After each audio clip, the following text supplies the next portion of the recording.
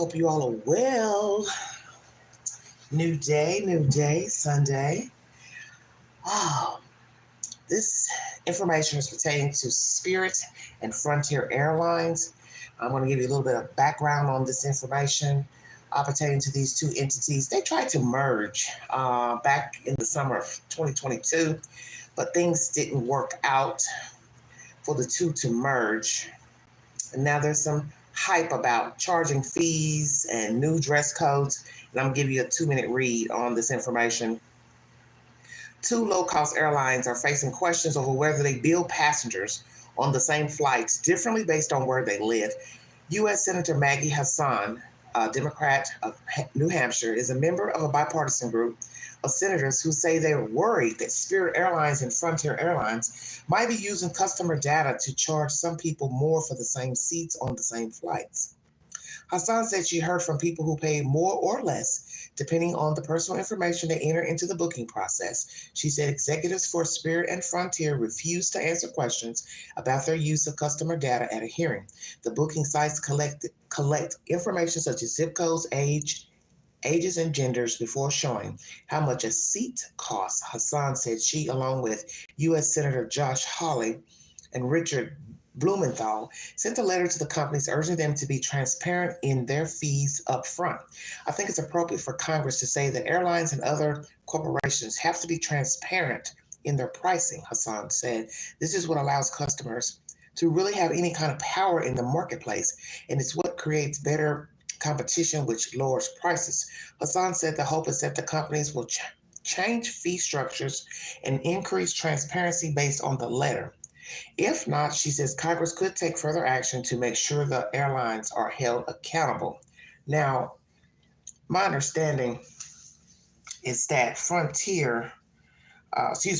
tried to merge with JetBlue, but they said the Biden administration blocked that. Biden blocked that merge. Don't know much about that, but something's going on. Frontier is based in Denver, Colorado, and Spirit is based in Fort Lauderdale, if you did not know. What is going on with these companies? Is there biasness in the zip codes? Imagine looking at someone's personal information and thinking it's a guy. Okay, maybe the guy, it's a unisex name, such as Quincy or Chanson or something like that, and you just assume it's a guy, but it's a female. Okay, there are names where they're similar, but it's a guy, could be a guy, could be a girl, woman or man. And you're charging certain fees by what? Names? What do you, I don't understand. Female, male, gender. When do we need to know what gender a person is in order to fly on an airplane? I'm confused. Now, we have heard the issues about weight. Person gets on a plane, they realize the person's rather heavy, they're taking up more than one seat, so now they want them to go book another flight, because I haven't heard of anyone asking your weight, when you book a flight, because naturally everything you do is online. And from my understanding, I haven't had that issue. Anyone asking any personal questions such as race, weight, anything like that. But zip code has come up. So this will be a horrible thing to know that, let's say you live in Beverly Hills and you decide to book a flight wherever. You're getting charged, I'm assuming more, because you are living in this certain demographic that people are going to assume you're wealthy or well off. Just like the issue with the fires in the Palisades. A lot of people we've heard from say they're not rich. They just so happen to live in these areas. Okay, Pasadena, Palisades, they've had a house for 40, 50 years. They're not wealthy. They just had a house a long time, but it doesn't mean that they're wealthy. So are airlines charging more for seats on the plane due to your zip code? Second part of this information is pertaining to the clothing you can wear. They're now banning hoodies on flights and see-through clothing and anything showing breasts, buttocks, any type of bodies, organs that can be seen through your clothes. Take the polls on my community page and tell me what you think about these new bans now through Frontier and Spirit. Okay? Hoodies, profanity on clothes, see-through clothing, showing your breasts, buttocks, weigh in. Take the polls on my community page. Let's hear what they have to say about this issue. Twist this morning in the fight over airline fees, which have soared to new heights. Members of Congress are now demanding an explanation from two budget carriers. ABC's Andrea Fujii has details. This morning, as analysts warn about airfares rising in the coming months by an average of nearly 20%, a bipartisan group of senators is demanding to know if airlines are charging you more for a ticket depending on your zip code. The senators writing a letter to the CEOs of budget carriers Spirit and Frontier Airlines, asking them to explain their apparent practice of using customers' personal information to charge different seat fees to passengers on the same flight, adding, your lack of transparency raises concerns that your airlines use customers' personal information to manipulate seat pricing. The letter follows a contentious hearing on Capitol Hill last month.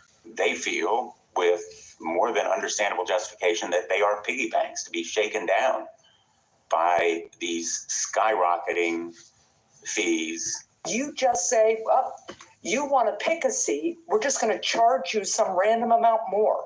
Executives rebutting those claims. Optional services, by definition, are not so-called junk fees, as optional services are not required to travel. Meanwhile, Spirit Airlines is addressing a different issue, what passengers can and cannot wear on a flight. Spirit is officially banning what it calls lewd and offensive clothing and body art, including see-through clothing, exposed breasts, buttocks, or other private parts.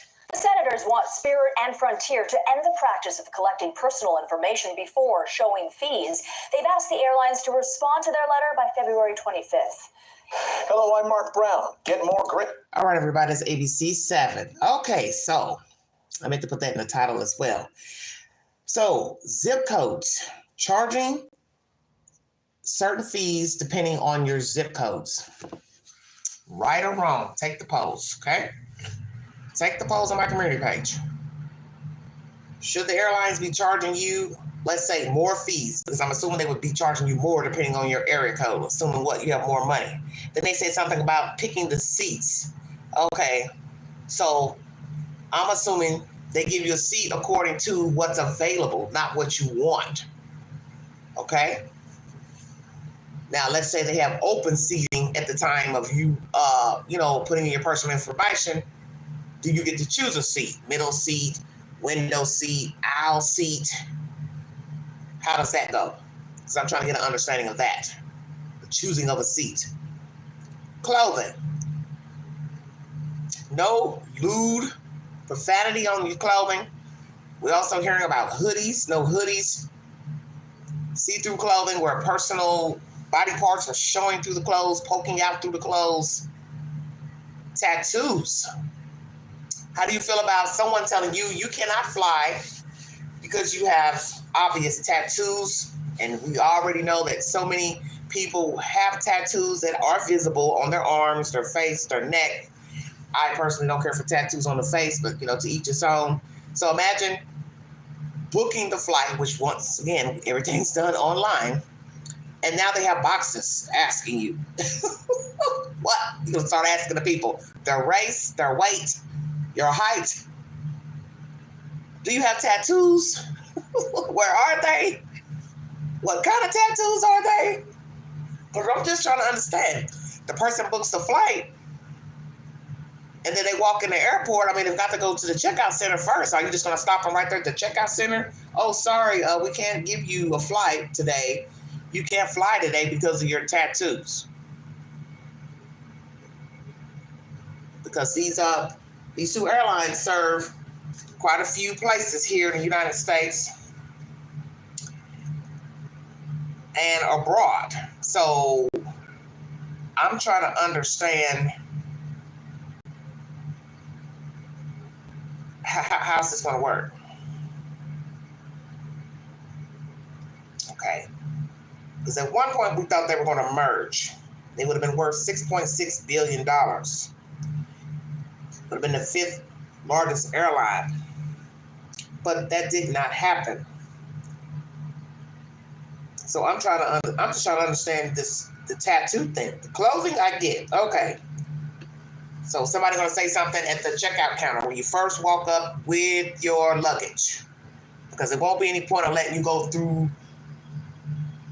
get the ticket, or show the ticket, run the luggage through, walk up the ramp, go through the security, go sit in your little area after going through security, for somebody to then tell you, looking at you, when it's time for you to jump up and give your ticket to the airline stewardess or whoever the ticket agent is, and where you sit to board the plane. Oh, sorry, you can't get on here because you have on a hoodie, or you're gonna have to take the hoodie off. You're gonna have to put it in your carry-on bag, okay, or tie it around your waist. How's that gonna work? Next, tattoos. Like I said, you're going through the whole process. You're now at the seating area. Oh, sorry, you can't get on. You have visible tattoos. So what type of tattoos is going to be the problem for Spirit and Frontier? Curious. Lordy, lordy, lordy, what a hot butter mess. Going into the library of my videos, everybody. Checking out the latest information. This is, oh Lord, this is going to be some new drama. All right, 4 people voted. Airlines charging extra fees for seating by certain passenger zip codes. Right, 0%. Wrong, 75%. Unsure, 25%. Don't care, 0%. See-through profanity hoodies, clothing not allowed on Spirit and Frontier Airlines. 33% of you agreed, 0% disagree, 67% of you unsure, 0% don't care. Dress codes on planes. 50% says yes, 17% says no, 33% says certain clothes shouldn't be allowed, and 0% don't care. What is going to become of this issue? Okay, just curious. Trying to see which one did I play.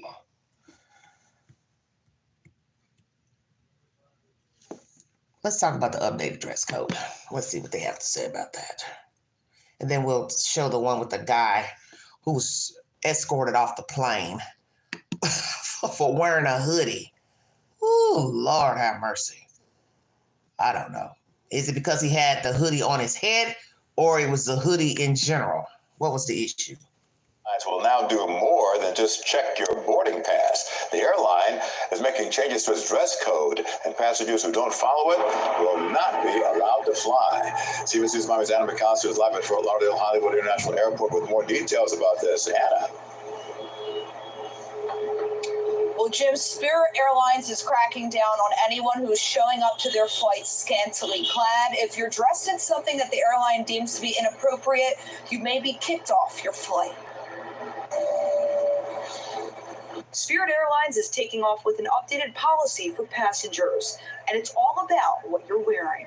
A lot of times when you're going to fly, you just throw on whatever that you could find that's easy, right? Well, if you're flying Spirit, you want to make sure that you are covered up. They have changed their policy when it comes to what you can wear on the flight. So if you want to wear a crop top, that is not going to fly anymore.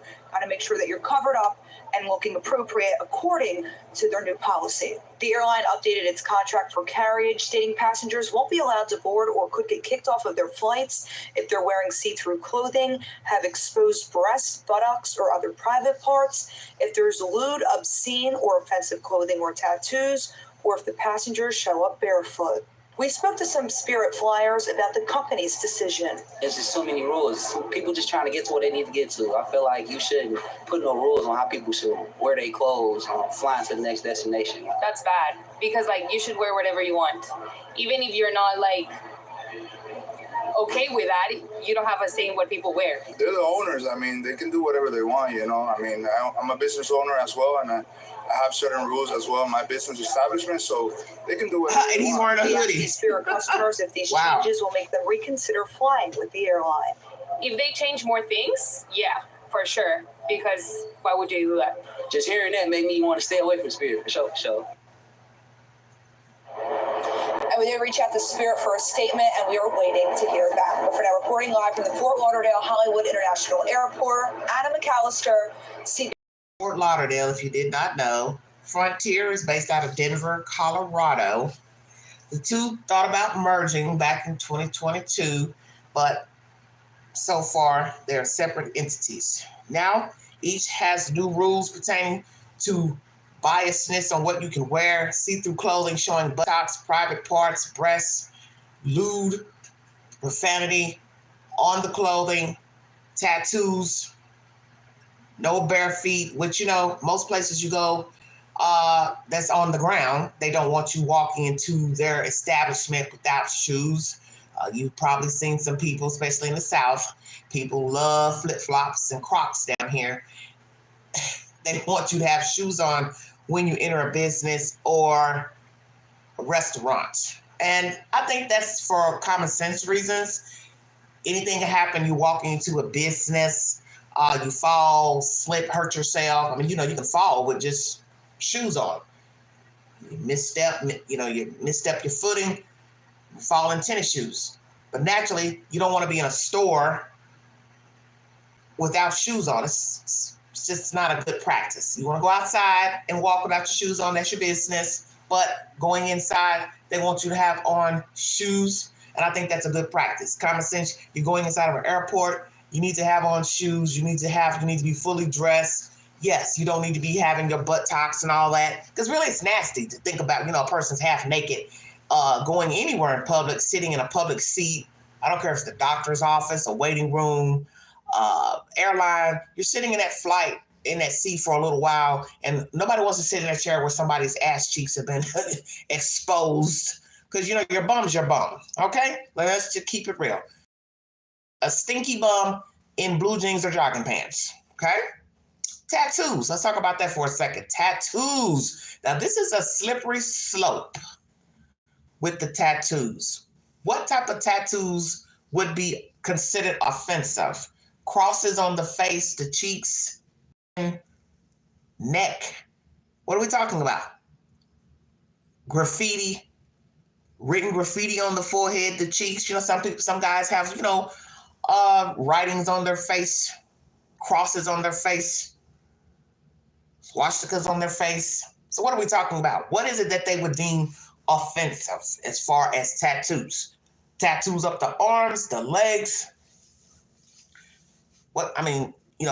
People have all types of tattoos. So I'm just asking. So basically, they're telling you, you need to come in with a jacket, a shawl, a coat, a pullover if you're going to fly. So it's summertime, it's spring, it's warm, but you need to be covered up. So that makes sense to why the tattoos will be covered up. Nobody's going to see them, right? If you have on a long sleeve shirt or a jacket. But I am curious about the tattoos. Now, once again, the pricings for the seats. These airlines did not respond when they went to the government for a meeting. They have, I believe, until the February 25th to respond to the questions that the Senate had about the pricings and is it true they were charging people depending on their zip codes. So that would be very offensive to just assume what? New York is one of the highest states to live in, Connecticut, California, Florida. You're going to just say to yourself, what? Everybody in Florida has money, which we know that's not true. Everyone in New York doesn't have money, and everyone in California don't have money. And I'm sure there's a few poor folks in Connecticut. So you get where I'm going. How are you going to just look at a zip code and say, oh, well, this zip code has a higher income bracket? So you already got a computer in the computer system to know which zip code is deemed a more expensive zip code. This is really, really crazy. I don't know. But somebody spoke to these government officials and gave them the rundown that they were paying more money for airline tickets. There were different pricings. So this is bad. Now, you heard that guy speaking in the hearings, and he was basically sugarcoating about the fees. He didn't really explain himself, what the fees were, how the fees came about, what the fees are for, because he can't tell you the truth. Yeah, we're charging pertaining to your zip code. You live in Beverly Hills, you live in Brentwood, California, I'm going to charge you more to book a flight. You live in this certain area, outside of Nashville. We have a Brentwood in Nashville, outside of Nashville. It's known to have one of the wealthiest populations in the state of Tennessee. So I guess you look at their zip code and say, okay, well, we're going to charge them more money to get on this flight because they live in Brentwood, California, or Brentwood, Tennessee. This is bad. Oh, they live in Alpharetta, Georgia, which we know that's a very prominent place in Georgia. Alpharetta, Marietta, Woodstock. Those are a few places that have a higher income bracket in Georgia, if you did not know. So you book your flight, and you're going to find out later on that you paid more for an airline ticket because you allegedly live in an affluent area of Georgia or any other state. It's very crazy. Welcome, everybody. Thank you for joining me. Hope y'all having a good weekend. Just bringing you this latest information. I decided to share it with you because I thought it was interesting, because I'm sure some people who are going to be boarding with tattoos, hoodies, aren't going to be too excited. So they find out they can't get on the damn airplane with a hoodie on. So that's why I'm asking, is it because the guy had the hoodie on his head, but not the hoodie itself? Let's see. Booted from a plane over a hoodie. A San Antonio man says that is exactly what happened on his Spirit Airlines flight from Los Angeles to the Alamo City. In the viral video circulating online, a passenger is asked to leave even after he takes the sweatshirt off. KENS 5 reporter Megan Reyna tracked down that passenger. So, Megan, what is his side of the story? Well, Henry, his name is John Garcia Jr. He was just visiting friends in LA, but was eager to get back home to his kids Monday, but didn't realize that this hoodie that he says he's worn on a flight before was breaking Spirit Airlines rules. But it's what happened once he took the hoodie off F-U-C-K. that has him upset. Okay. With more than 30,000 views, John Garcia Jr. had no idea someone was capturing this moment of frustration.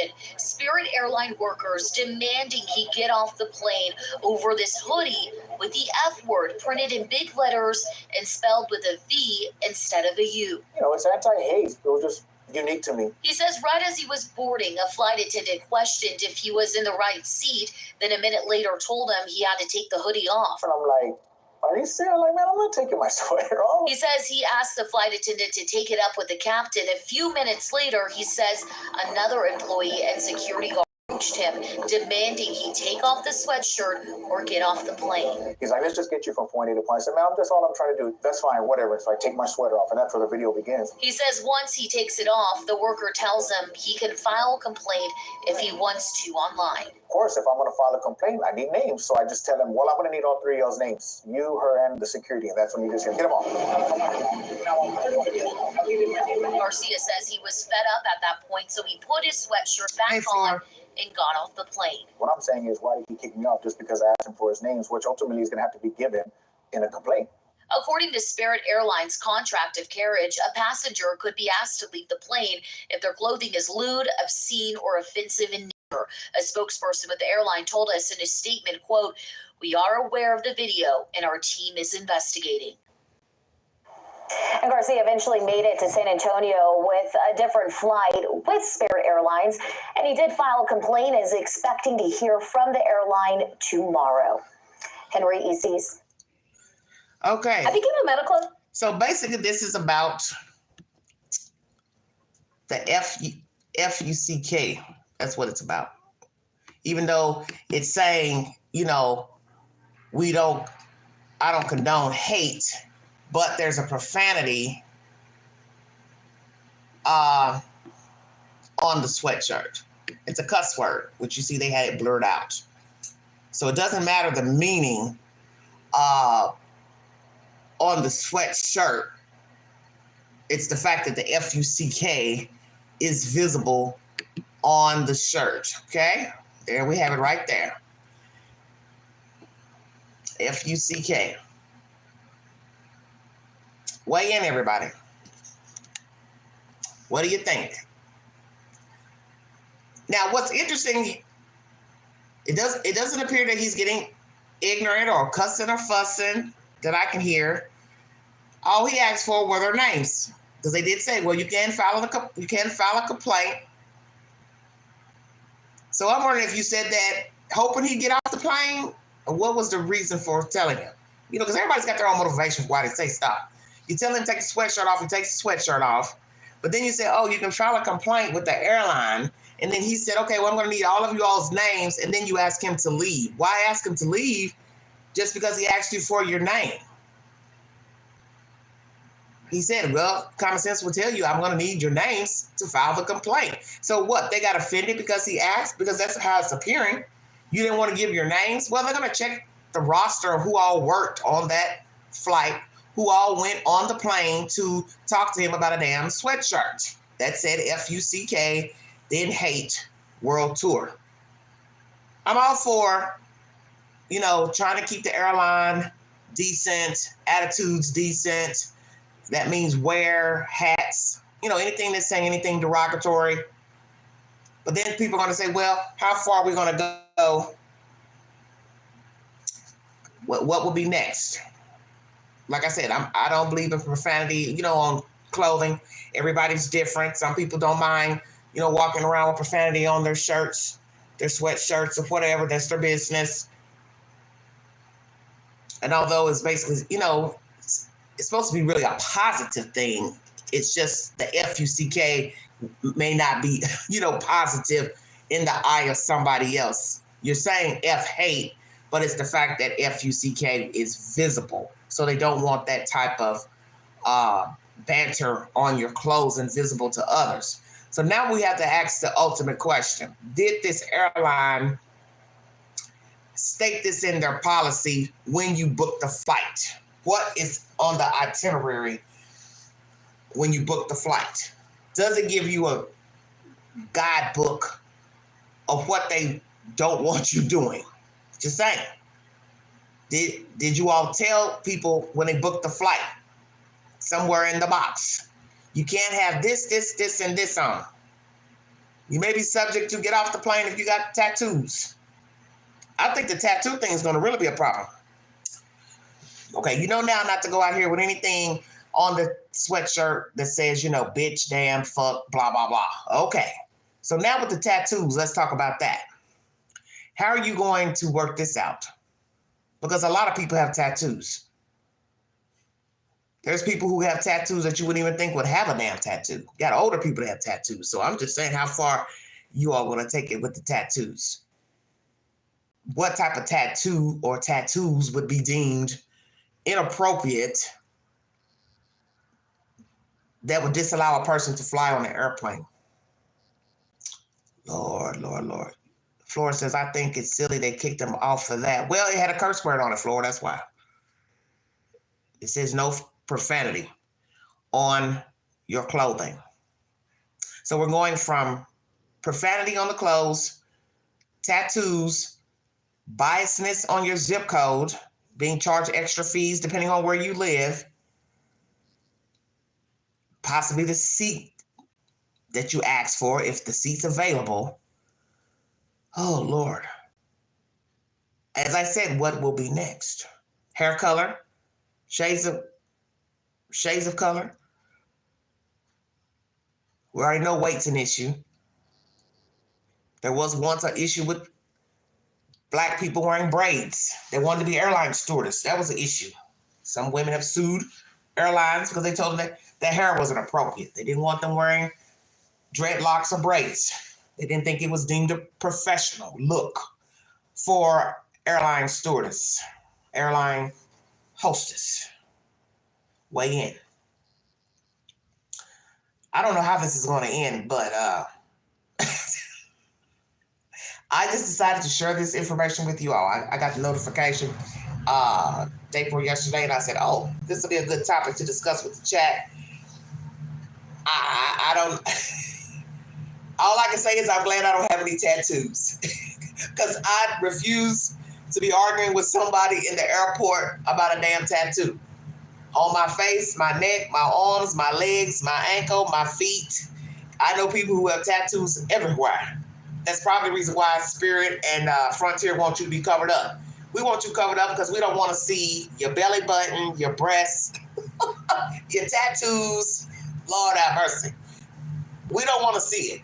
So your chest will be, available if you wore a scoop neck, a V-neck shirt, whether you're a guy, female.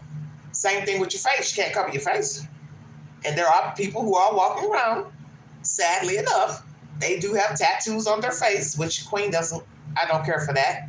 You want to get some tattoos on you, okay, but I think even some tattoos are in an excess. Quite excess, but it's not my body. To each his own.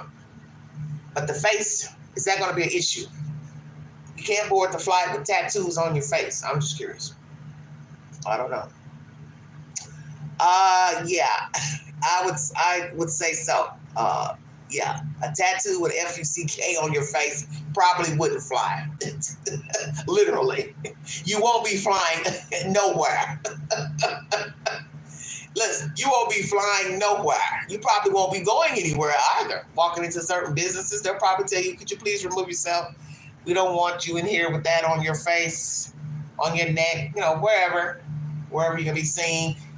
Summertime, you got a wife beater on, tank top. You got FU on your back of your nape or your back. Oh, Lord, have mercy. So that's the latest, everybody, from Frontier and Spirit Airlines. Spirit is out of Fort Lauderdale. Frontier is out of Denver, Colorado. They tried to merge back in the summer of 2022, but it didn't work out for some reason. And now these two entities have some little rules that they have implemented pertaining to flying. And as I said, you don't let a person get all the way up into the airplane to decide, well, I want you to get off, or hey, you need to step off. You have time to have all that administered when you check in. That's what check-in is for. You go up there with your ID, your luggage, they weigh your luggage, they ask you how many bags you have. You do all that rendering at the checkout desk. That's at the beginning of the airport. So it doesn't make any sense for all this stuff to be transpiring way up past the checkout desk, security walk, which is, going through that little bubble thing, putting all your stuff in the trays. It runs down on a spinner. Take off your shoes, all that nonsense. Take off your watch, your bracelets. You go through all of that. Then you go find your part of the airline, of the airport, and go sit in your little seat. Get on the airplane, and then somebody says, oh, hey, you can't get on here with that sweatshirt. You had ample enough time to do that when they first checked in. That's my opinion. And that's the only way this is going to be avoided. You send an itinerary out in the memo when you book the flight, what you do not want on the flight. So then it's up to you to decide if you want to fly with the company. You said, I think the guy was being a bit silly too. Common sense is lacking. Just turn the sweater inside out and keep it moving. Yeah, well, he wanted their names. So, I think a lot of people ask for names. I ask for names too. I was talking to somebody the other day, and my thing is, if I can't get what I want, I always ask for your name. I always say, well, who are you? Well, what is your position? And who are you? And if I want to speak to a supervisor, then I'll ask. And I'll say, well, may I speak to your supervisor, please? What is your supervisor's name? Oh, yeah, Queen rocks like that. If I want to get down to the bottom of something, I'm going to always ask you for your name, or I'm going to ask to speak to your supervisor. Naturally, I'm not going to be on an airplane with F-U-C-K written on it, no matter what the message is, because I don't have no need for that. And I'm sure he didn't think anything about it when he put the sweatshirt on, to board the flight, as he said in the commentary. Oh, I've worn this on a flight before. Well, he now knows he can't get on an airplane or that airline with that sweatshirt on. from the airline for them making him get off. Just thank God it didn't get unruly. Nobody got hurt. There wasn't a scuffle. Because some people, do get irate when somebody's telling them something that they don't like. I still think it was weird that they would ask him to leave just because he said, what are your names? That's not a reason to make a person get off the plane. If he started getting, belligerent, he started cursing, he jumped up in a threatening manner, that would be different. But just, hey, may I have your name, please? And then you're like, okay, well, you got to get off the plane now. That seemed a bit much to me, but I wasn't there. So that's the latest, everybody. So what's new? What's new in the hood? What is new in the hood, honey?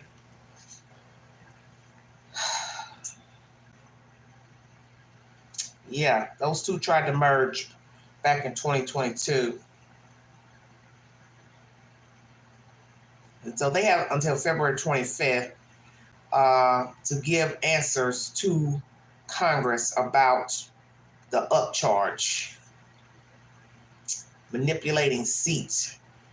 Reuters has an article, and it says, Senators question if Frontier Spirit Airlines are manipulating seat pricing. Okay. Using customers' personal information to charge different seat fees to passengers on the same flight, despite having the same fare. The senator said the carriers could be using consumers' zip codes, search history, or other information to influence pricing. In a letter, they called on the airlines to stop collecting personal information before showing fees, saying it undermines consumers' confidence, reduces competition, and prevents customers from accurately comparing prices. Well, and that's true, because why do you need to ask me any personal questions before getting on the plane? The only thing you should be asking me, am I wheelchair accessible? Do I need a wheelchair? Do I need a walker? Do I use a walker cane? Am I flying with a child? Am I flying with an animal? Those are the only things I can see you asking. But you don't need to be asking me anything else. I won't be surprised if they ask you how much you damn weigh, just so they can make sure they can double charge you before you get up there and they see, oh, she's taking up too many seats. He's taking up too many seats. Okay, we need you to remove yourself. You need to go rebook your 2 seats. We've heard that happen. I watched the episode of that about a few weeks ago. One of those little TV shows where they film people, the daily life in an airport.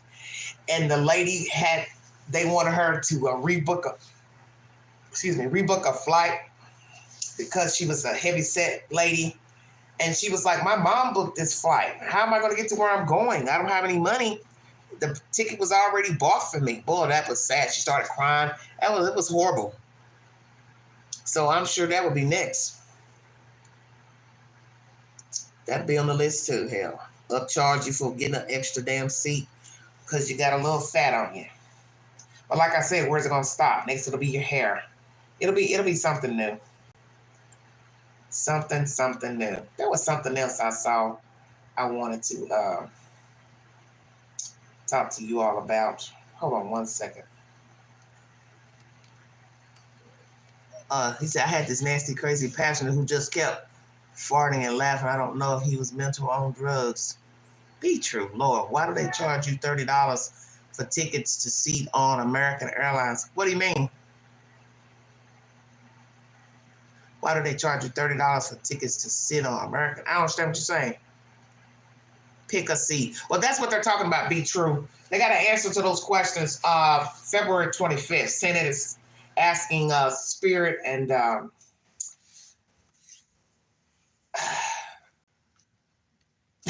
can't say what I'm trying to say. Spirit and Frontier to answer questions about their protocol on the seats, the choosing of seats, and if they're charging by your zip code, because they're saying they've gotten information from people who are on the same flight and they pay different amounts.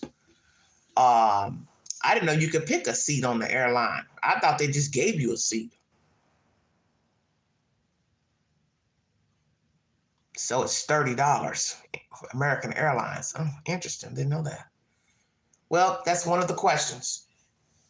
Seat choosing And also zip codes, personal information. Now, if they ask for your damn race, hell yeah, we got a problem. You don't need to know what race somebody is to ride the plane. That's what I thought they were going to say. They're asking you what your race is. You know, because my thing is, how are you deciding on anything? Zip code, what else are you trying to choose? Gender, male, female? Well, as I said, there's some names, it could be a man or a woman. You don't know. That's why I said, what's next? You want to start asking people how much they weigh? Because how far is this going with this personal information? And you know when the questions are too personal. They ask you, are you black, white, Latino, blah, blah, blah. Just say, I refuse to answer that question. It's none of your damn business. I'm trying to fly. I'm not trying to give you personal information or my race or how tall I am or what color my eyes are. Hold on one second. There's something I want to show you all.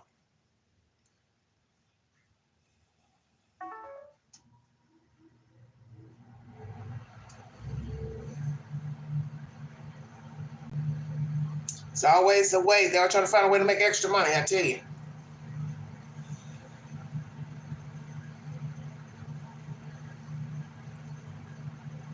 Okay.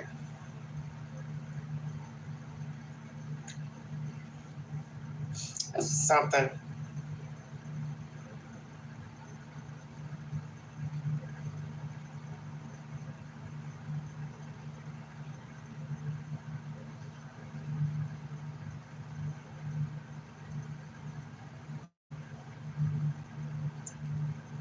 Hold on this.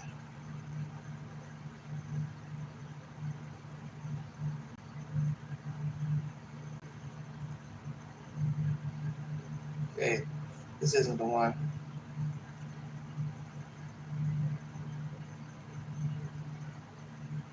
All these cases are similar.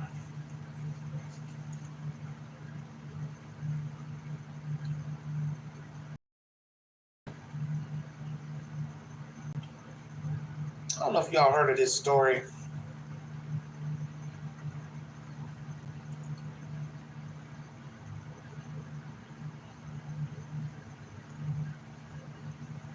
Let me go in here and see if they got it here to Q about this man unaliving his girlfriend.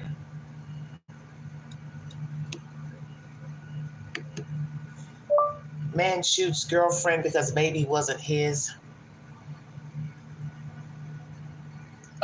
Beatrice, you hope they make them more comfortable. Well, say good luck with that. Hey, what's worse is riding those damn buses, I tell you. Those are probably the worst. Can't stretch your legs out if you're a tall person. Let me see. Man shoots girlfriend because baby wasn't his. There's a story I saw. Hold on. There's this story I saw. Shoots girlfriend. Hold on, everybody.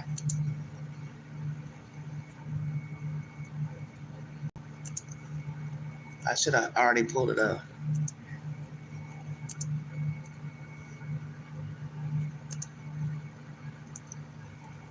I thought, man, this is just cruel.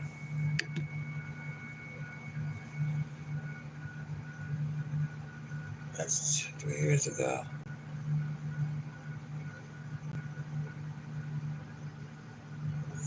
As these are not girlfriend. You have to be specific what you put in these things.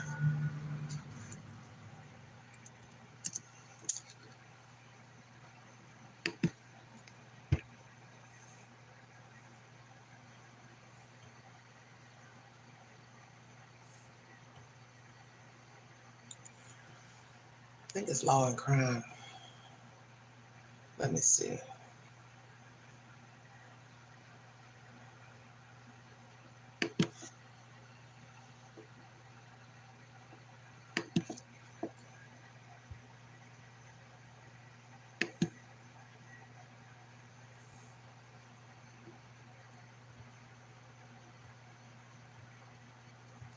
Trying to find this story. I got it here. to read, but I was wanting to see if they had a video on it.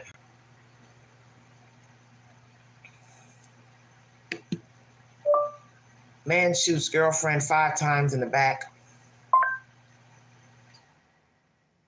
I don't know why they don't have it. This is strange. I'm going to look on my iPad.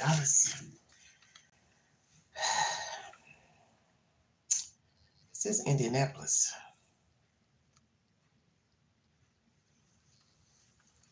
Let me put Indiana.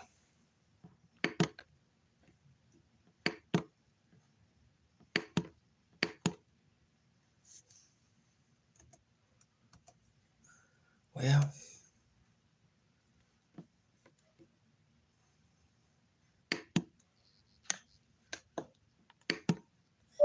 Indiana man shoots girlfriend in the back 5 times. I think Law and Crime's got it. Look, Indiana man shoots. Oh, Lord. I'm going to have to go. Do Law and Crime.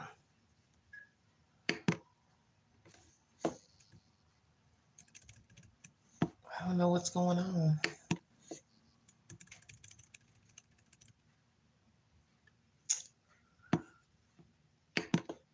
Law and Crime.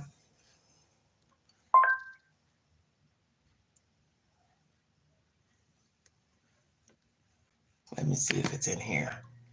It's where I saw it.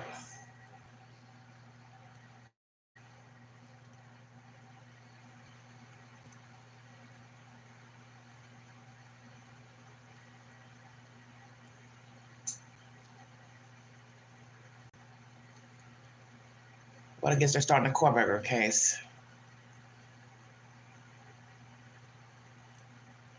Hold on, everybody. I want to show you all something. Oh, shoot.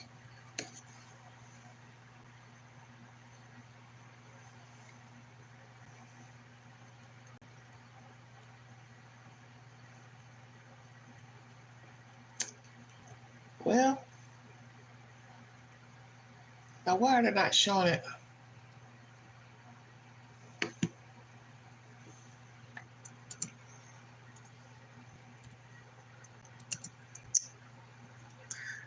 It's only weird. Other networks don't have this story. It's weird. I don't know why.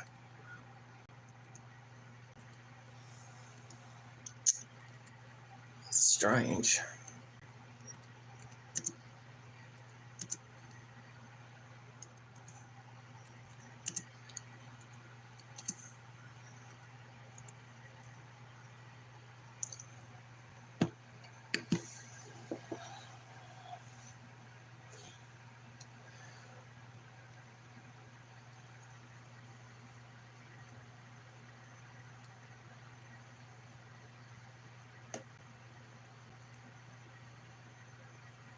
Hold on, everybody.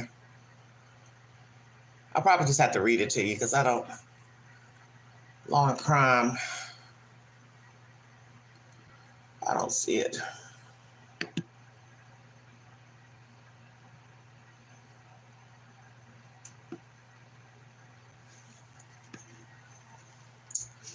All right, here we go. Sorry it's taking so long. I probably just need to put his name in there.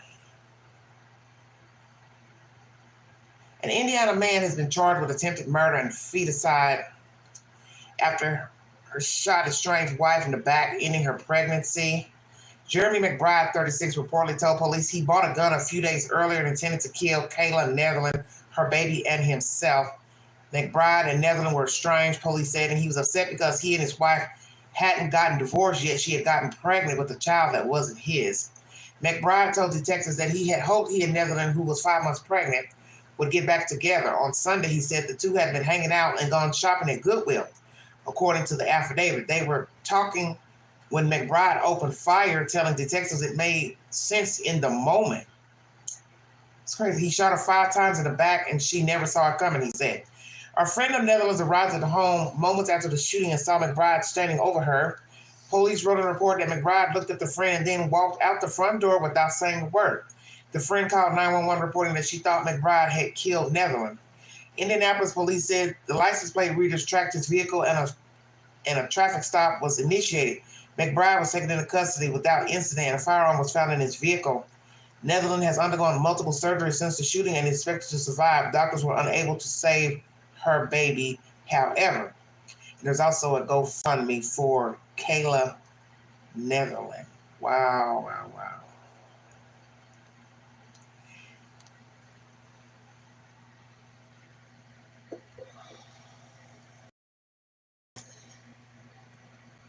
Caucasian lady pregnant. I'm assuming he's black, biracial something. Jesus, well, what the hell is that? Jesus. Can you imagine? He says, well, it's not my baby. We haven't been together. So he shoots her. So she's just sitting there talking to him after they've gone out, I guess, thrifting. Damn, that's cold. Look at him. Hair ain't combed. Look, a hot ass mess. That's the victim. She is alive. Grace of God, she survived, but the baby did not survive. So let's ask this question then. If the baby doesn't belong to Jeremy, this guy here, and who's the father of that baby that's no longer alive? I asked you all that question on my community page a week ago about being separated. Feel free to go back and take the poll. I said, do you consider it wrong for a person to date while separated from their spouse? Let's say they're separated either in the house or one of them left the house and went to stay somewhere else. Do you think it's right or wrong? Naturally, God says it's wrong because you're committing adultery. You're going to leave and get the papers, get the divorce, then go sleep, date with whomever you want to. So imagine her telling this man, if this is true, because we don't know if the allegation is true or not, hey, I'm pregnant. And he's thinking to himself, okay, how far along are you? Oh, I'm 3 months, 5 months. And then he's thinking, well, wait a minute, I ain't been here. And I haven't been sleeping with you. What the hell is going on? So did he confront her when she first told him she was pregnant? Did he say to her, hey, Kayla, this baby is not my baby. We haven't been together. I've been gone this amount of time. So it says, estranged wife who was 5 months pregnant. So who was more estranged?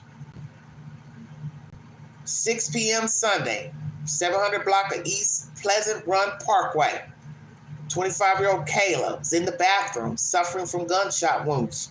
Paramedics rushed her to the hospital while doctors were able to stabilize her. Could not save the child. Once again, friends arrived at the home to do laundry and walked inside. So did she have other people living with her? So you got to ask all those questions. All those questions that may not seem important, but it all matters. Who was she living with? Was it her apartment, her house? Was she renting, owned? Whose name's on the lease? Is this another place that's separate from where they were once living? So you got to ask all those questions. Because it says here, one of Netherlands' friends arrived at the home to do laundry and walked inside. So that leads me to believe she had a roommate or roommates. She reportedly saw the Netherlands' estranged husband, 36-year-old Jeremy McBride, standing over her body. Okay, so that means they were living in a separate home than each other. McBride looked at the friend, simply walked out the door without a word. Friend told police she believed McBride was responsible for Netherlands' death. And once again, they used license plate readers. Officers tracked him down, pulled him over. McBride got out of the car, which rolled away because it wasn't in park and hit a pole. Wow, didn't hear that before. He allegedly told the officer, I was going to turn myself into the police station, and said the gun in question was in the car. He then allegedly asked, is she okay? In the car, police allegedly recovered the gun and handwritten notes to his estranged wife discussing their relationship. Damn, what the hell?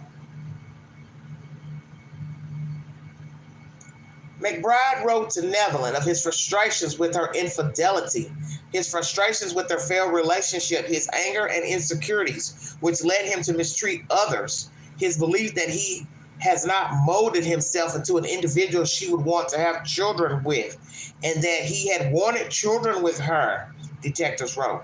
Post Miranda, the defendant told detectives he was upset that while they hadn't gotten divorced, yet she had gotten pregnant by another man, according to the affidavit. The marriage hadn't been going well, and they had separated in September, but he hoped they could get back together. Maybe she will come back one day, but not for me. But in many ways, I killed her, McBride allegedly wrote. That don't make any sense. Maybe she will come back one day, but not for me. But in many ways, I killed her. Jesus, I don't understand what the hell that means. Sorry.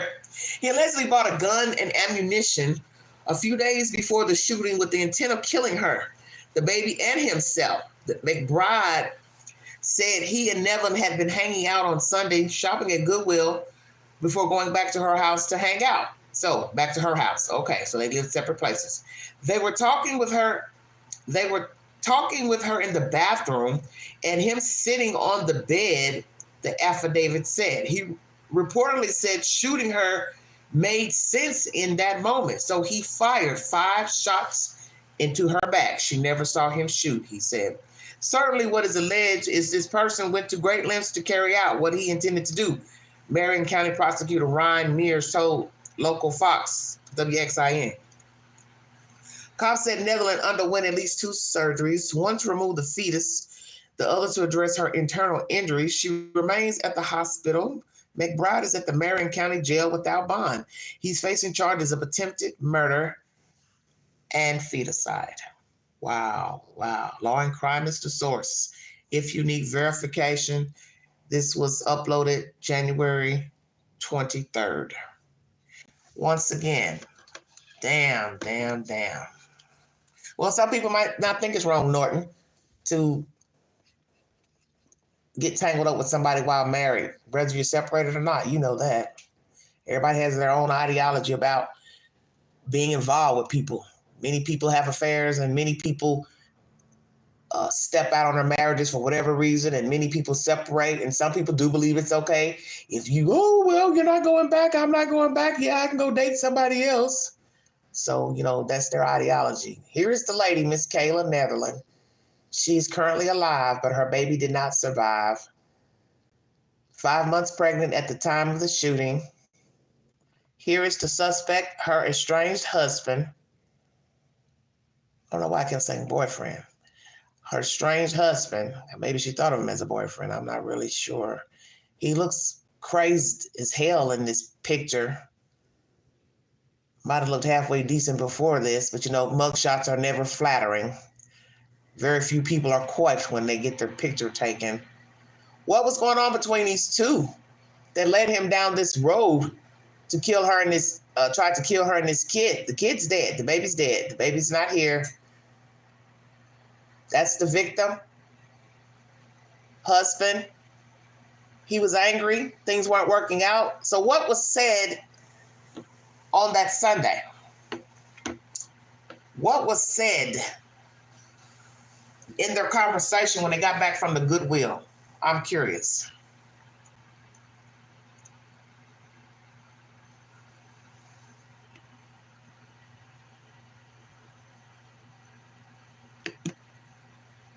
What was said?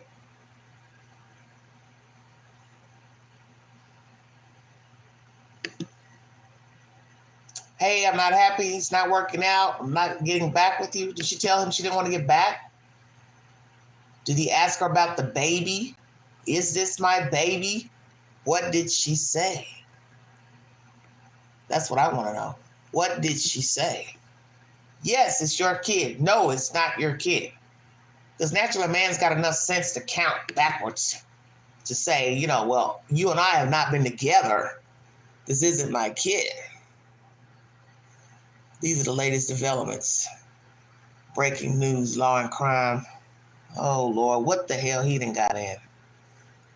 Chris Brown defamation suit. child rape case against Jay-Z. Oh, Lord Jesus. This is too much going on.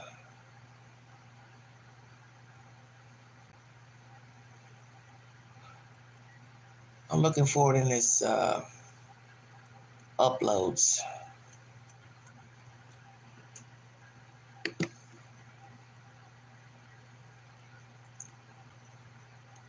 I don't see it. This is what I wanted to talk about. This 5th grade teacher impregnated by a 12-year-old student. Oh, damn. Hell is going on.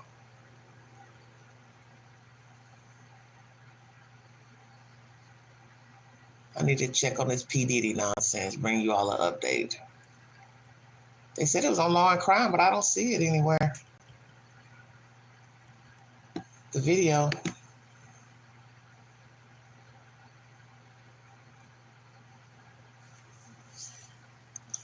It's going too far back.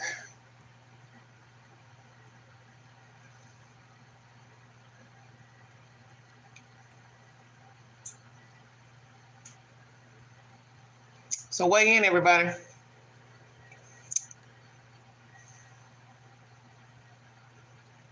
Shot his wife.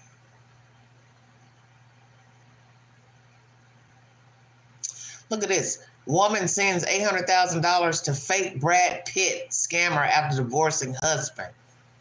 Oh, Lord. Why would Brad Pitt need $800,000? Please explain to me. Why would Brad Pitt need your money? He would not need your money. I don't understand these scams with these people. Of course, you all know my situation that I explained in a video, 2 videos last week. I don't have $800,000 to give you. I don't even have $50,000. I don't have $20,000. I don't have $10,000 to give you. I got enough sense to know I don't need to be sending anybody any money, period.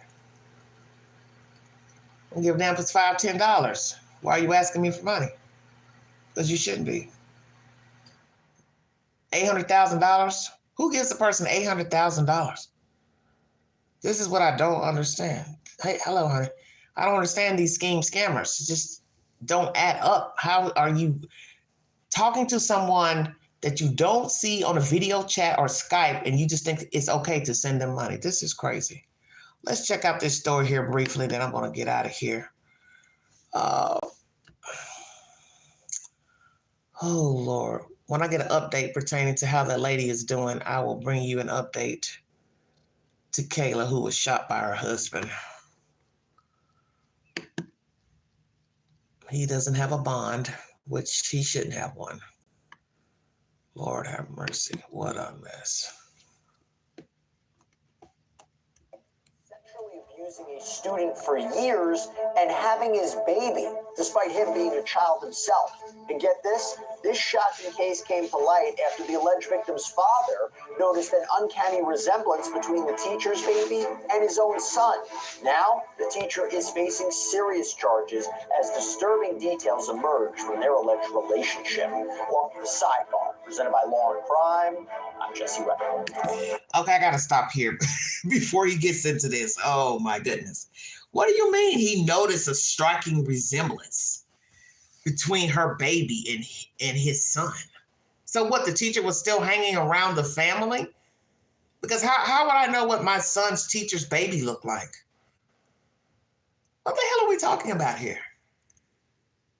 How would I know what my child's teacher's baby looks like? I'm just saying. How would I know that? And the only way I would know that is if the teacher is hanging around me. She's coming around me and she's bringing her baby around. So where is this story going? This is wicked. Lord, welcome to the Vault Excel, everybody. Jesus. Hey everybody, this is a Law and Crime legal alert. Did you know that children are being diagnosed with serious conditions? No. But here's where the case. Hold on. So I had to jump that. /food to learn more. 34-year-old Laura Karen was a 5th grade teacher at Middle Township Elementary School out in New Jersey when she was arrested last week for child sex crimes. Prosecutors say she raped a student from 2016 to 2020, starting when he was just 11 years old. But here's where the case takes it even more disgusting and disturbing. 11. Because in 2019, when the victim was 13, Karen allegedly gave birth to his child. She was 28 at the time. So how did authorities uncover this? How did they find out? Wait. This is different. Wait a minute. Stop. Birth to his child. She was takes an even more disgusting and disturbing turn because in 2019, when the victim was 13, Karen allegedly gave birth to his child. She was 28 at the time. 6 years. So how did authorities uncover this? How did they find out about this alleged abuse? This is different.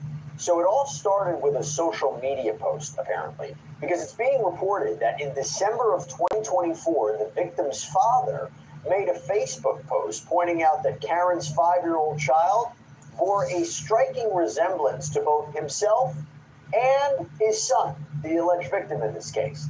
This post apparently raised a lot of red flags and sparked an investigation. Oh my goodness, I need a drink. Oh, Lord have mercy. Wait. Lord Jesus, somebody please help the queen. Wait a minute. So she posts a picture. What are you doing looking at her pictures? Somebody help me understand what's going on here. What is this, some small Mayberry town in New Jersey? Because make it make sense. Who's looking at their teachers' Facebook pages? Parents, well, why are you on the teacher's Facebook page? Oh, that kid looks like me and my son. Oh God, my head hurts. I just want y'all to think about what I'm saying now. Think about what the queen is saying. You look at a Facebook post belonging to your child's former teacher, and you say to yourself, that boy looks like me and my son. Because I know I just heard that correctly. I'm still asking the question of why is he on the teacher's Facebook page? Anybody out there curious like Queen? Because you have to admit that's strange. Why would this father be on her Facebook page? Are they Facebook friends? How about that? Let's ask that question. Sir, were you Facebook friends with his teacher? Sir, did you have an affair with the teacher? I'm just asking. Make it make sense, because I don't know many people who even talk about looking at their children's teachers' Facebook pages. I'm not trying to be funny. I'm just being real. So I have to ask all the questions, because this is very bizarre to me. We have a lot to get into. I want to talk about this more. I want to bring on former prosecutor and current sexual misconduct investigator Dan Shore, who's also the author of 2 books. Am I right, Dan? What are the titles of those books, in case people? Yeah, one is called Final Table, which came out a couple of years ago, and I have a new novel coming out in August that'll be distributed by Simon & Schuster. It's called Open Bar. They're both about sexual misconduct issues, and you can find them Amazon, anywhere else that books are sold. All right, sounds good. So now I'm happy to have you here to talk about this, because this is a weird one. I mean, it's a disturbing one, but the idea that the victim's father had made this post, and that's what sparked an investigation. Does it usually happen like that? Oh, he made the post. Sorry. It's certainly unusual, and we live in an age where people are posting their thoughts on Facebook in a very unfiltered way, and usually you think if a father suspected that, he might go straight to law enforcement or to a school authority. Here, according to law enforcement, it started with a Facebook post where he was saying that the child looked like him and his son. And people fortunately picked up on that. It's important that if someone sees something online and there's an indication that there might be something egregious that happened, such as child sex abuse, that someone did escalate that and did get to law enforcement and they were able to. Okay, I got to stop here because I misunderstood. So this is even more questionable, like I just said. He made the post, the father. I want everybody to follow this because this doesn't make any sense. You're going to go to Facebook and say to the world, hey, my son's ex-teacher son looks like me and my son. I want you all to make that make sense, because it don't make no damn sense. Why in the hell would you put that on Facebook? Where did you see the teacher's 5-year-old boy to look at the boy and say, oh, he favors me and my son? Or did you have some idea that something was going on with your son and his teacher? And you've been thinking about it, or you had knowledge about it and you didn't do anything, because this doesn't make any sense to me. And you know how Queen is. My spirit tells me there's more to this story, because this don't make no damn sense. So I'm going to ask you, sir, where did you see the little boy? Facebook? You were friends with the teacher, or you were shopping in Wally World, Piggly Wiggly, the local farmer's market, what? And she walked by with the boy, she spoke, you looked at the kid and you said, damn, that boy looks like me. That boy looks like my boy. But you know you ain't slept with the teacher, so it could either go which way. You got a brother that could have slept with her? Have the Queen understand. Because it can't be but your boy, you, your brother, or your daddy slept with the teacher. Oh, God, I'm dead. I'm sorry, everybody. Oh, my goodness. To investigate it, because a lot of times people see things online and they just figure, well, it's not my problem, I'm not going to do anything about it. Apparently other people did raise flags about this, and that led to this investigation and this arrest. We covered a case recently where somebody posted on social media, I forget which platform, that they were the victim of abuse that had been going on at the school, and that, you know, things go viral, videos go viral, people said, oh, that same thing happened to me. And so it's amazing when you think about the power of social media. We talked about the negative influences of it, but the powerful influences of it, actually spreading a message and gaining awareness and traction, that you're seeing something like that. Now, going back to this case, according to detectives, Karen had reportedly been this victim's 5th grade teacher, as well as his brothers. And she reportedly befriended their parents, gained their trust, even offering to babysit the couple's 3 children at her home, which is what we're about to get into, is where much of this abuse happened. Oh, Lord. Oh. Are y'all sure y'all got the right son? That's the damn baby daddy? Because wouldn't brothers have similar DNA? Just asking. You know I'm going to Google. So she has asked to babysit 3 of the children in her home. So let me ask this question. Did she molest both of the brothers? Because what did I just say? What would be the odds of this boy child looking like this father and his own son? Now we find out there's another brother. So what is the age difference between that other brother in this family? This is becoming a twisted plot. Has she molested all of the children? Because you do have dual offenders that molest boys and girls. And yes, there are, as you know, same-sex offenders, men and boys, women and girls. And why she want to babysit these children? Perhaps she had already had some type of desires for one of the boy children. So that was her way of wanting to get close to him. Oh, I'll ask if I can babysit them. They can come to my house. Come to my house. She knows what she's doing. No cameras in her house. Nobody can see anything in case they've got any type of cameras in their house. Oh, she's a sly little bitch. Oh, bring them to my house. I'll keep your kids for you. I'll keep all 3, matter of fact. Can you imagine this? It's bad enough you're desiring a child, probably was doing and saying inappropriate things in the schoolhouse. God forbid, field trips, doing stuff in a classroom or a hidden room. You now want to bring all the damn children in your house. So you're going to molest the boy in your house with his other brothers and sisters in your house? Man, they need to string this heifer up. This is crazy. Happen. Dan, do you usually see that where somebody will befriend the parents, you know, as a way to get into that household or bring the children into their environment? You know, you go after the parents, you go after the family. Sorry, Mr. A, I don't. That becomes even more concerning about who do you trust? I do 2 things. This is some wicked stuff. They want to get close to the children. That's why they choose professions dealing with children. We've heard that, you know, with coaches, teachers, people in the church, people that hang around schoolyards, school buildings. The perpetrator has to get close to the child. That's the only way he or she is going to assault. They have to be near the child. And I'm starting to wonder if some of these people even choose professions deliberately dealing with children. This is some sick stuff we're hearing. Lord have mercy. I think the stereotype in society, parents, is to worry about the child being grabbed in a park by a stranger or on a playground.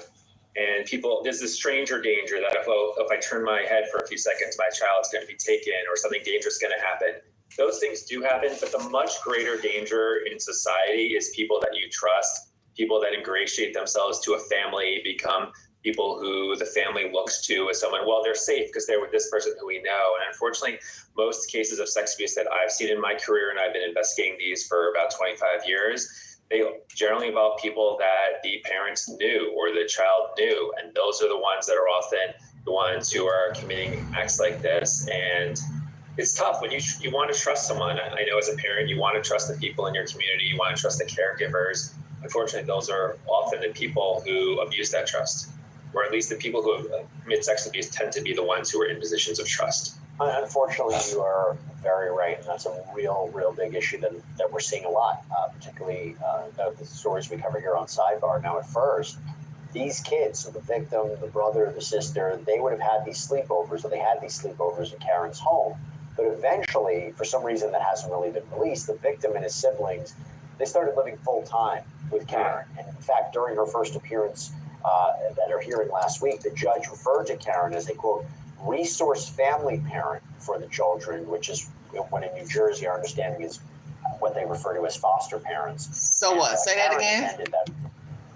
But eventually, for some reason that hasn't really been released, the victim and his siblings, they started living full-time with Karen. And in fact, during her first appearance at her hearing last week, the judge referred to Karen as a, quote, resource family parent for the children, which is... Okay, we got to stop there now. Now the plot thickens. Why was this teacher taking care of the children? How do we go from babysitting to her taking care of the children? Help me understand. Let's get a picture of the suspect. Hold on, everybody. Oh, Lord have mercy. Looking sad. Hold on. Pictures uploading. Here is our suspect. Not looking at the camera, looking sad. Laura Karen. What's your problem, lady? You want to be a parent to these children, foster parent to these children. How did this woman get custody or temporary custody of these children? So I told you all something wasn't right with this story. I tell you, Queen is rarely wrong about her instincts. I knew something wasn't right when they started talking about the Facebook post. I misunderstood.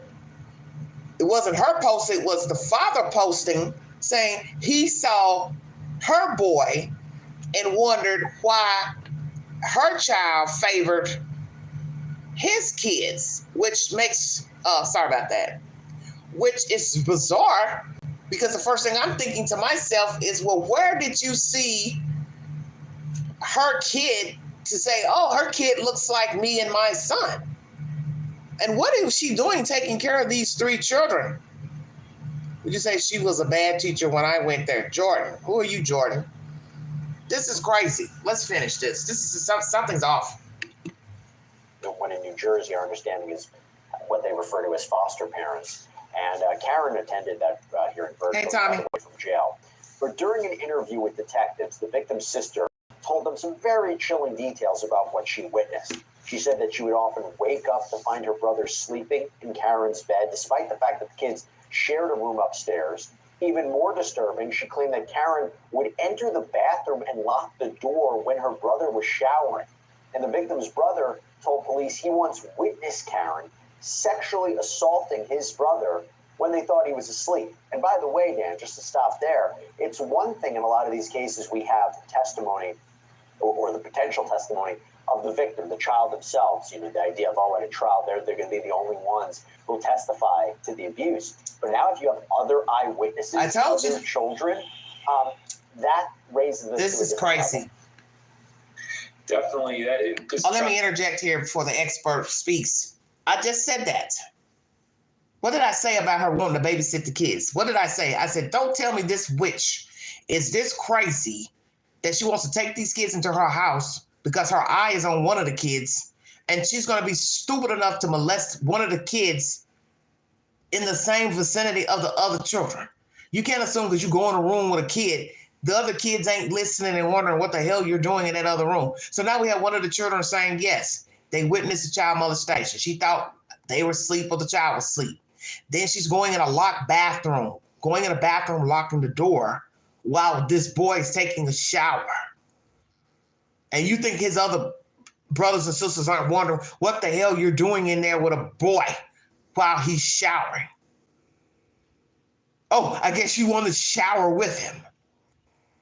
And you think a little boy wouldn't tell it? Well, sometimes they do, sometimes they don't. Did she put fear in the boy child? You better not tell. Bad things will happen to you and your siblings. You'll get taken away. You'll get put in foster home. I don't know. I don't know what the hell's wrong with this kook pot. She's a kook pot. Obviously, she didn't have a childhood. She's trying to relive something, her sick self. Look at her. She's not a bad-looking lady. What the fuck is wrong with you? What could you see in an 11-year-old boy? Please help me understand. No, I'm being serious. That's what I don't understand about child molesters. You see a child. How do you see anything in a kid? A fucking 11-year-old. What could you see in an 11-year-old boy? Nothing. I wouldn't see nothing but a kid. Now, you can look at a child and say, oh, that's a handsome young boy. That's a pretty little girl. But that's as far as it's supposed to go. You're not supposed to be secretly pining over a kid, wanting to touch a kid inappropriately, kiss a kid, and so on and so forth. This bat needs her ass beat. I said that. Now, it's one thing we're hearing all these stories of children touching each other, sexual assaulting each other, teenagers sexual assaulting other children. But now, here we got these grown-ass adults that know better. You all know better. You have no business, almost 30 years old, touching a damn boy. And then you're doing it in front of his siblings, your nasty self. Yes, she needs an ass whooping.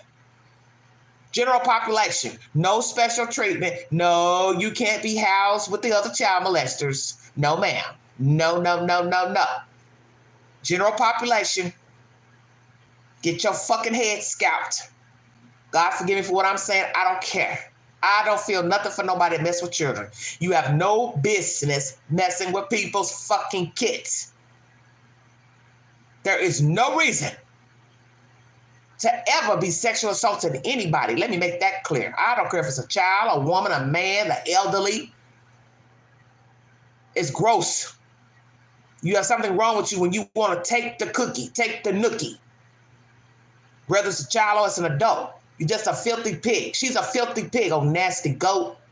Now you got to ask yourself, was she molested as a child? Because usually this behavior comes from somewhere, such as sexual assault in childhood. So was this nasty heathen molested as a girl child? If so, who molested her?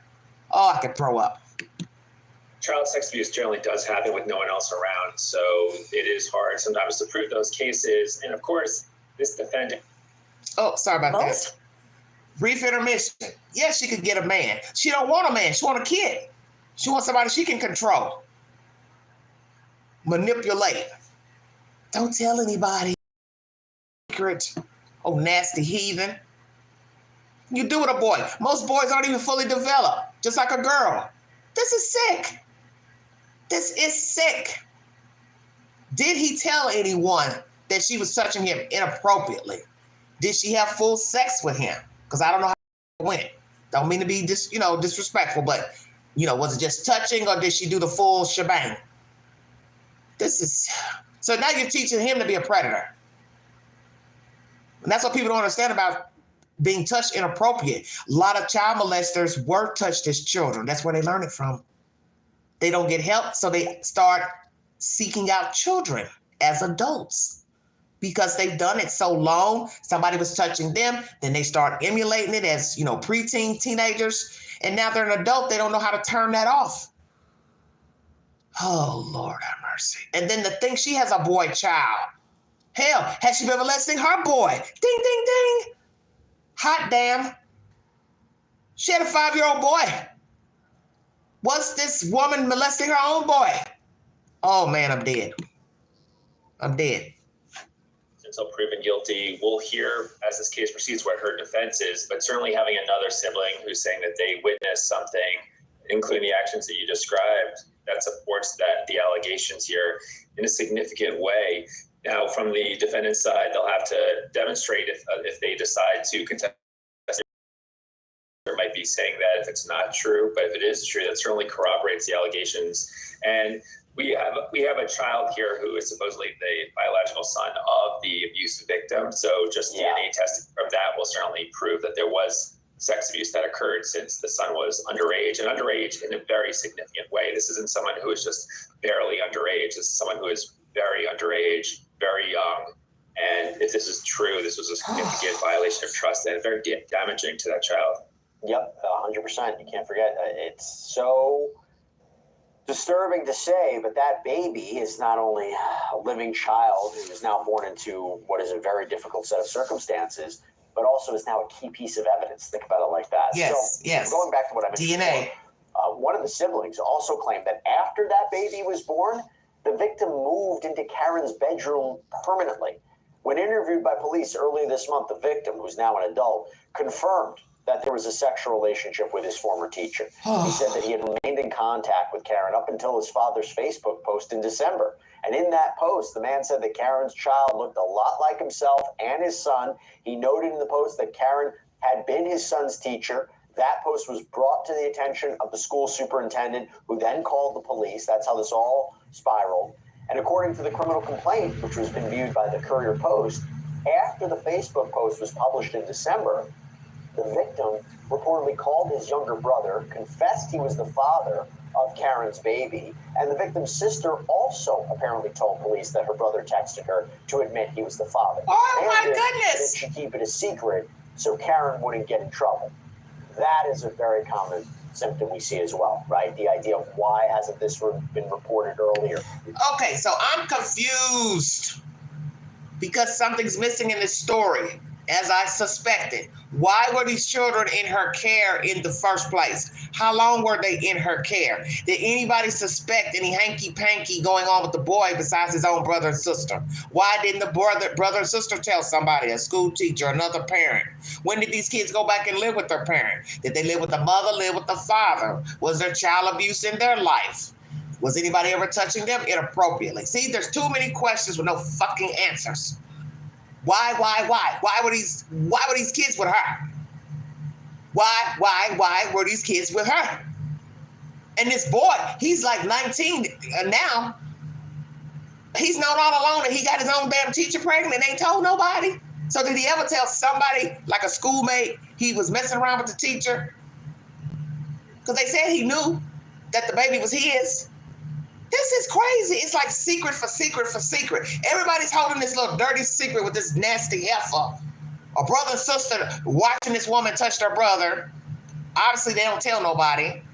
She gets knocked up. He knows he's the father of the baby. He don't say nothing. How did he keep a secret that long? The boy is 5. Her son is 5 years old. We're talking about a secret that's been going on for years. Child molestation plus a fucking newborn. So let's go here. If the father had never noticed her son, the 5-year-old, she'd probably still be walking around. Hello? Anybody out there? If the father had not noticed her kid, she'd still be out here walking around doing whatever she's been doing. Now you got to ask, how many other children has she touched inappropriately? Has she touched her own 5-year-old boy?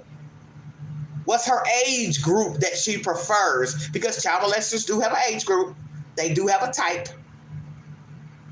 Sad to say.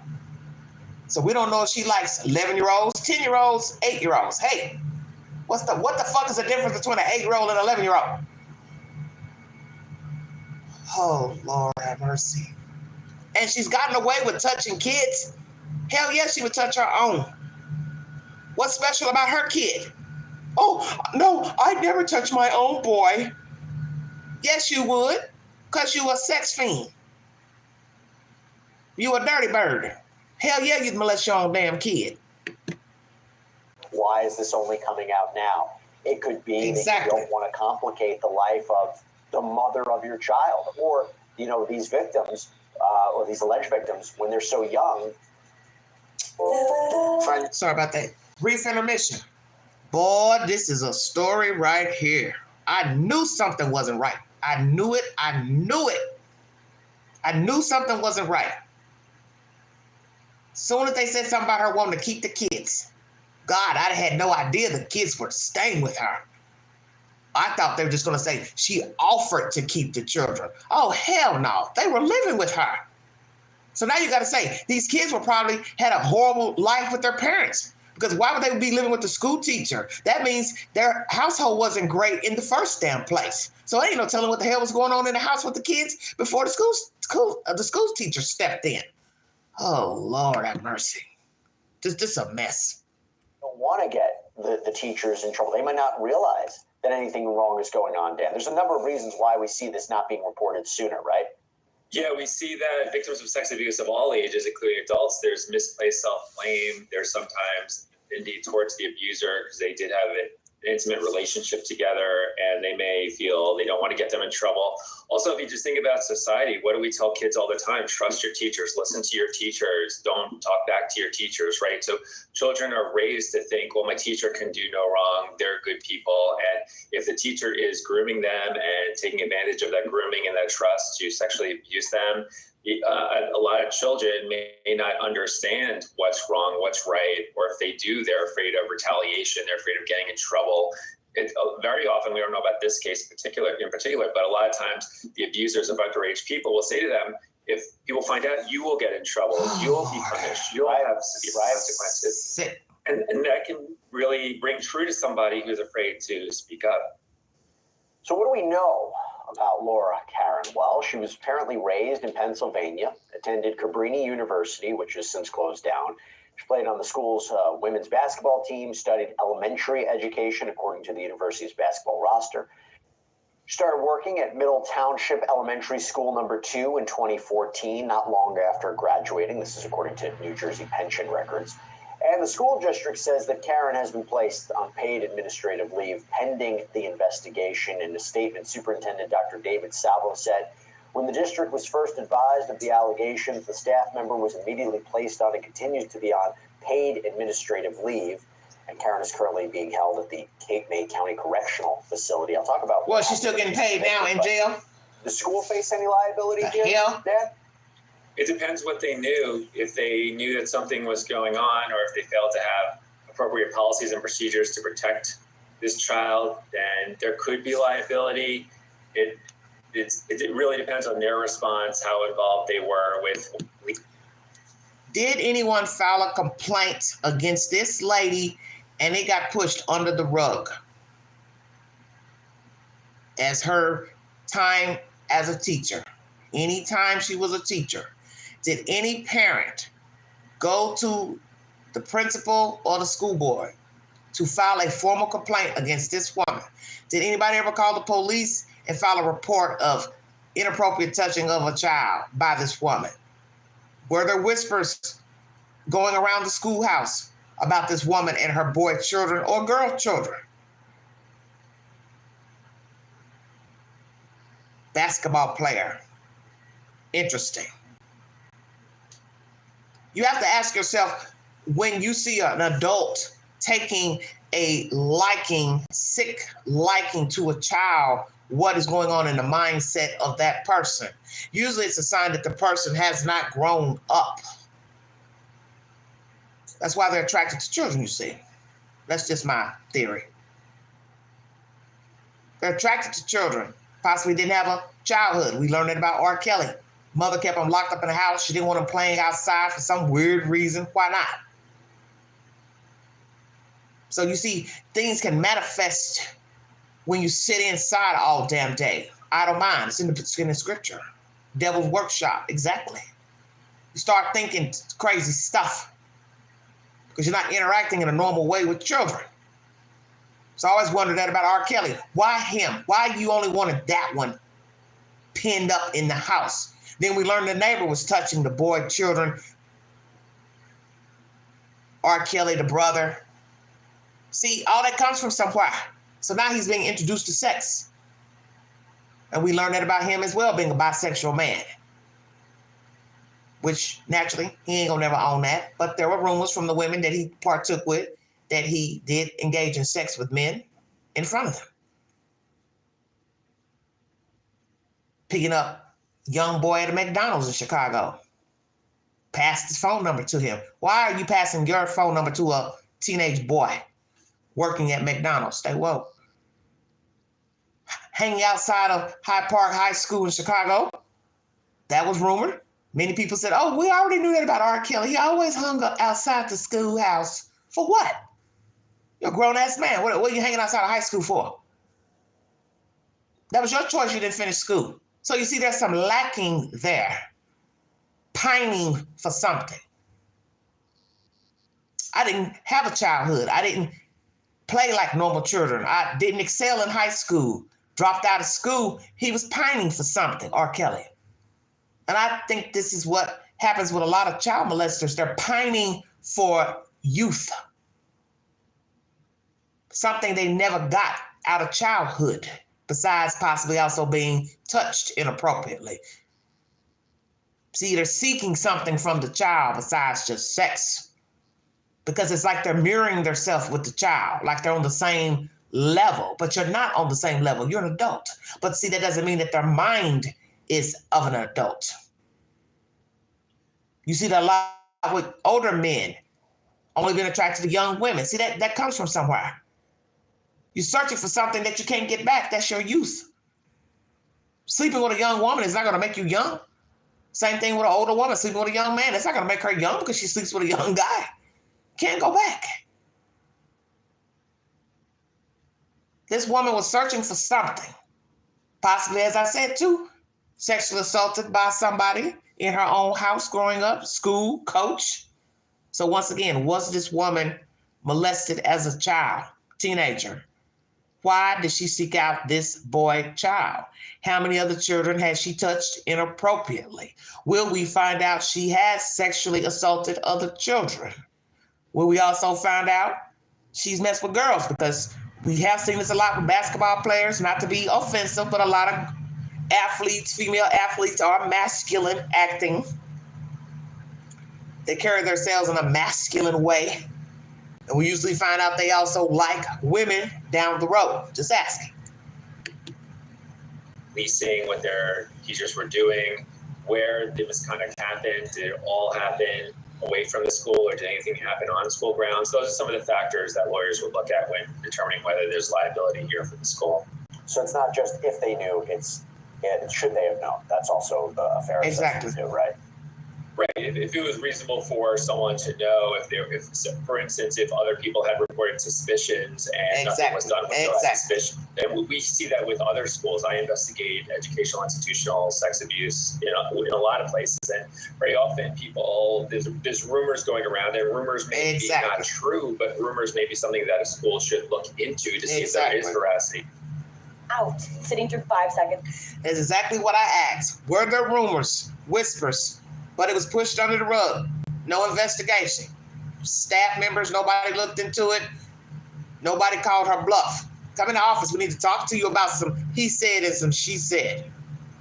Were there rumors of improprieties by this woman against her children, school children, students? Lord have mercy, Jesus.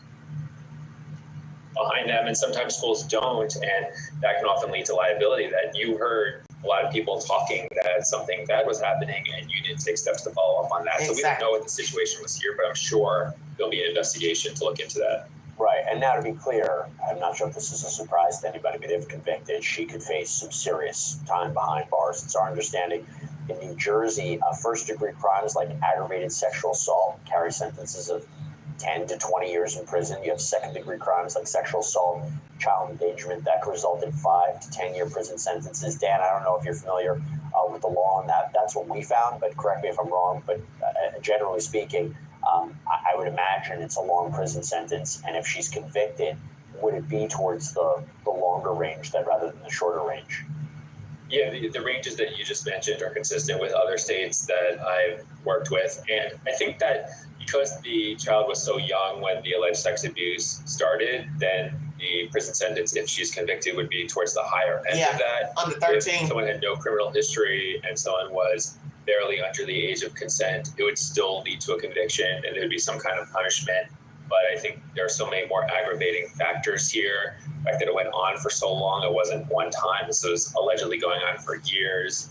There was another child who was in the home, which, as you mentioned before, that person's a witness, but also that child might also be a victim being exposed. Exactly. That child was also Thank you. So there's a lot of aggravating factors here that, if true, would lead to a higher sentence. Yes. By the way, if you're listening to this story, you might say, why does this sound strangely familiar? Tennessee. Well, the unfortunate reason is because we recently told you here on Side Tennessee story. Alyssa McCommon. So this is a former Tennessee teacher who's going to spend more than 2 decades in prison after she admitted she raped one of her students, causing her to become pregnant. The abuse started when he was just 12 years old, around the same age as the alleged victim in the Karen case out in New Jersey, and McCommon was sentenced to 25 years in prison without the possibility of parole for child rape, statutory rape, sexual exploitation of a minor.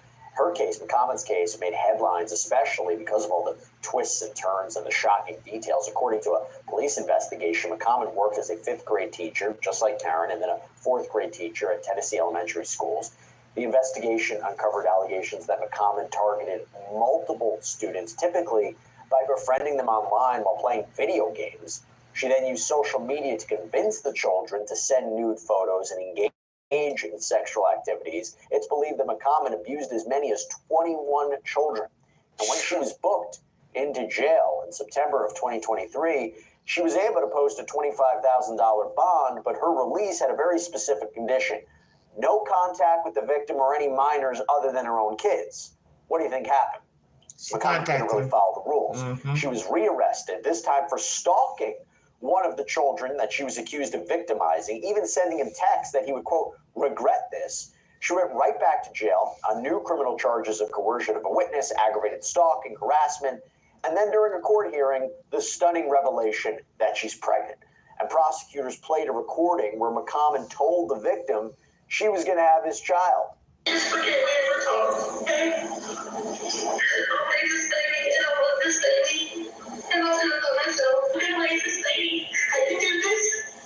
tried to tell you when it comes up looking like you. We don't have to talk anymore. Just please God, tell me you're not going to say anything. I'll never speak to you again. As we mentioned, we talked about DNA testing. Wow. DNA testing later proved that McCommon was indeed pregnant with the victim's child. And it was later revealed by the district attorney that the mother of the victim has custody of this grandchild. So in addition to 25 years in prison, the judge ordered that McCommon has to register as a violent sex offender, can't have any contact with the victims, and of course her teaching license was also revoked. You know, Dan, I'll give you an opportunity to talk about that case, but I also wanted to ask you what happens to the child in these circumstances.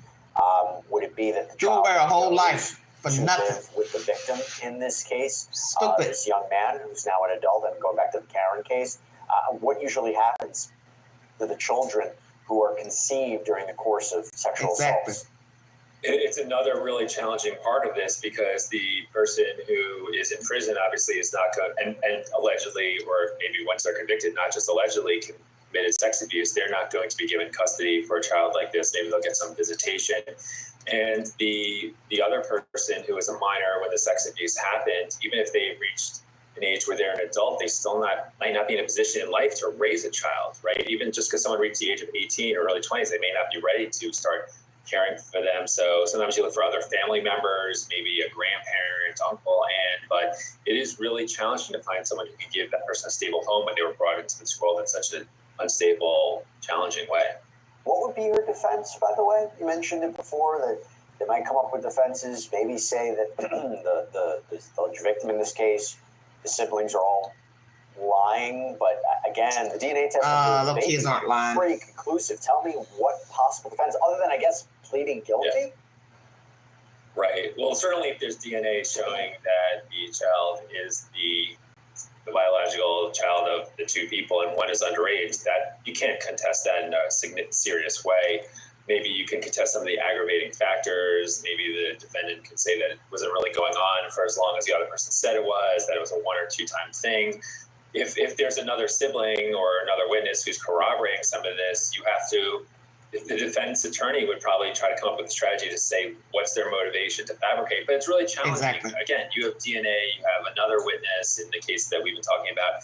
That's really hard to contest. So the defendant could plead guilty and ask for a lighter sentence. It would be tough with all the aggravating factors to get a light sentence, but maybe they could reduce some prison time in exchange for pleading guilty and not making the victim go through a trial. I don't know. Really, really disturbing case. But Dan Shore, thanks for coming on, breaking it down with us. Really appreciate it. It was great talking with you. Thank you. Also, one more quick update for you in this case. So after a pretrial detention hearing today, Karen was actually released from jail while her case moves forward. Oh, my God. Her next court appearance is scheduled for the end of February. Keep an eye on it. And that's all we have for you here on this episode of Sidebar. Everybody, end of February. Are you hearing this? All the aggravating factors. Today, Karen was actually released from jail while her case moves forward, and her next court appearance is scheduled for the end of February. Keep an eye. She's free. See, every state is different. Every bond amount is different depending on the jurisdiction. Alyssa McCommon stayed in jail up until trial, okay? She got her verdict last year. So what's the difference between that case in Tennessee, here in Tennessee, versus this case here, New Jersey? Same type of crime, same issue of a baby being a woman being impregnated by a child. We're going to bring you a little information about this heathen.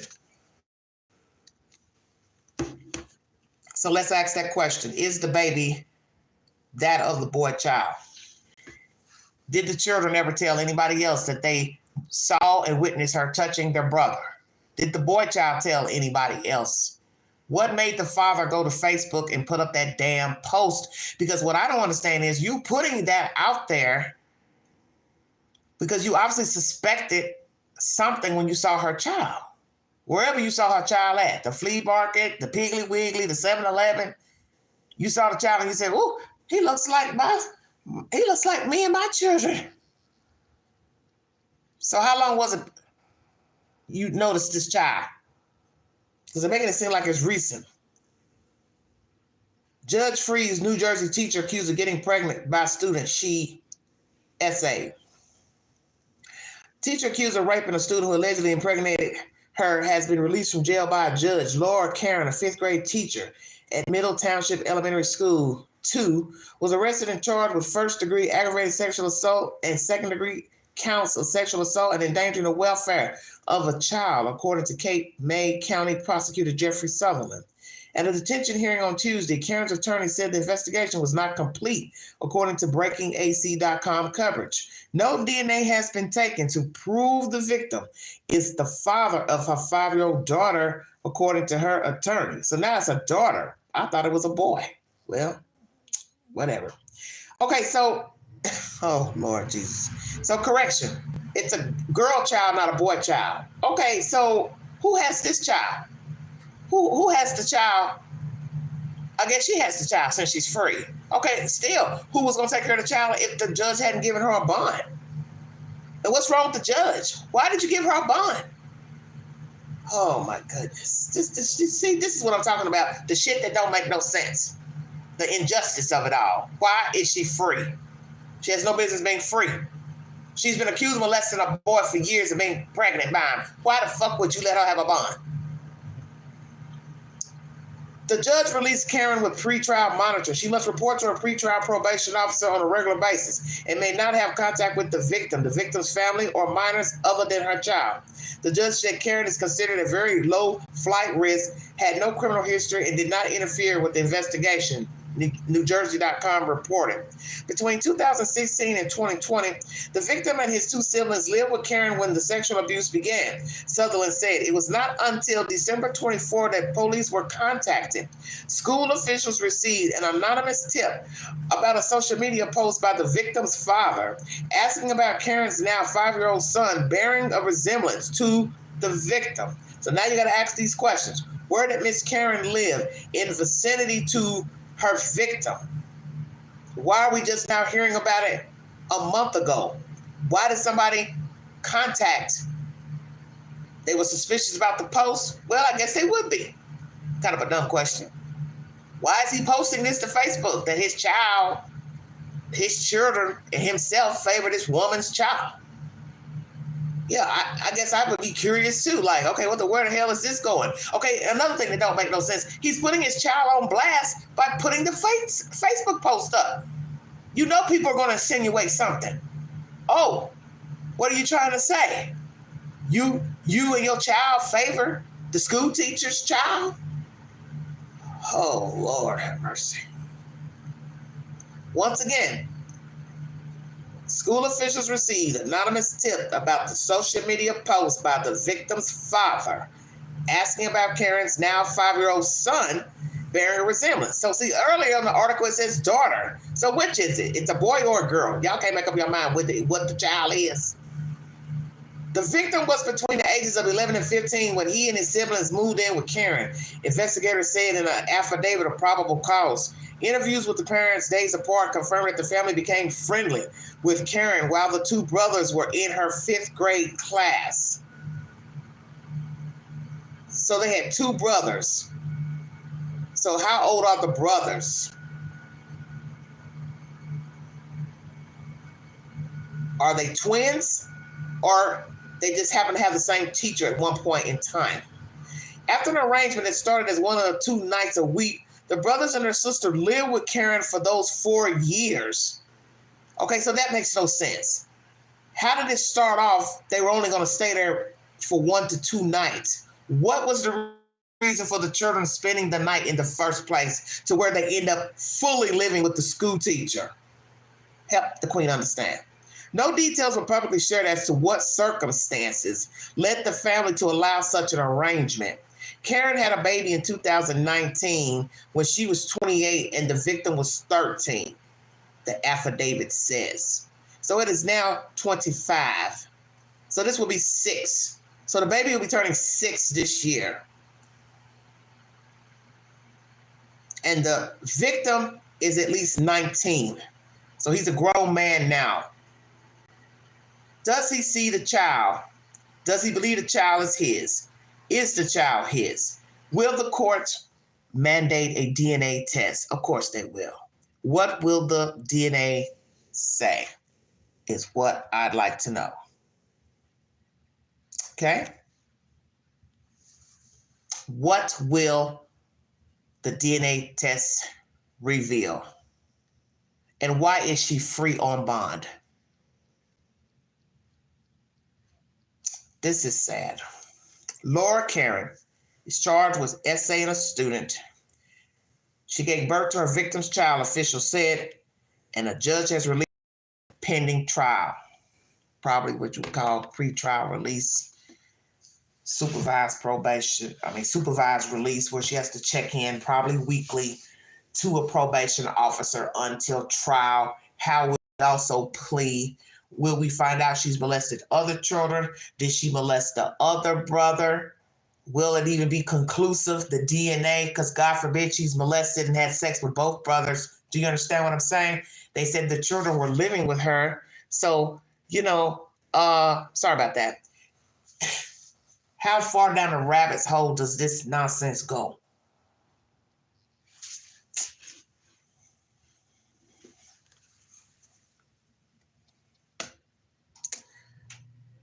Suspect, Laura Karen. Why? Tell us why you were messing with this boy. You couldn't find a date. You couldn't date men. What's the problem? How long have you been attracted to boy children? That's the question. How many boys have you assaulted? Were you assaulted as a child? If so, who assaulted you? And if you were assaulted as a child, how long did it go on? Parent, teacher, coach, what? Neighbor? How many boys has she assaulted? Did she assault both boy children? Is the baby a product of one of these boy children? Does the child, who's now an adult, have dealings with her? Talk to her anyway? We learned in this sidebar commentary, he knew that he was the father, allegedly. So how did he find out? She told him. She swore him to secrecy. Please don't tell nobody. I'll go to jail if you tell. You wouldn't want me to go to jail. Somebody then would have to take my baby. My baby going to foster care, blah, blah, blah, blah, blah. See, there's too many questions and we ain't got no damn answers. But somebody knows the answer, and I can't wait to hear them. I want to know, number one, why were these children with her? Why did this man, wife, whomever, allow their children to be in her custody? 2, I don't believe these children lied on her. I believe they witnessed her molest their own brother. 3, did she molest the other brother? 4, did she molest any other children? Why does she have a fucking bond? Judge, you have any ideas? Help us understand. Why would you give this woman a bond? For what reason? Oh, she don't have a criminal record. Well, Miss McCormick, she didn't have a criminal record either, from my understanding. The one down here in Tennessee. But they left her locked up. They left her locked up.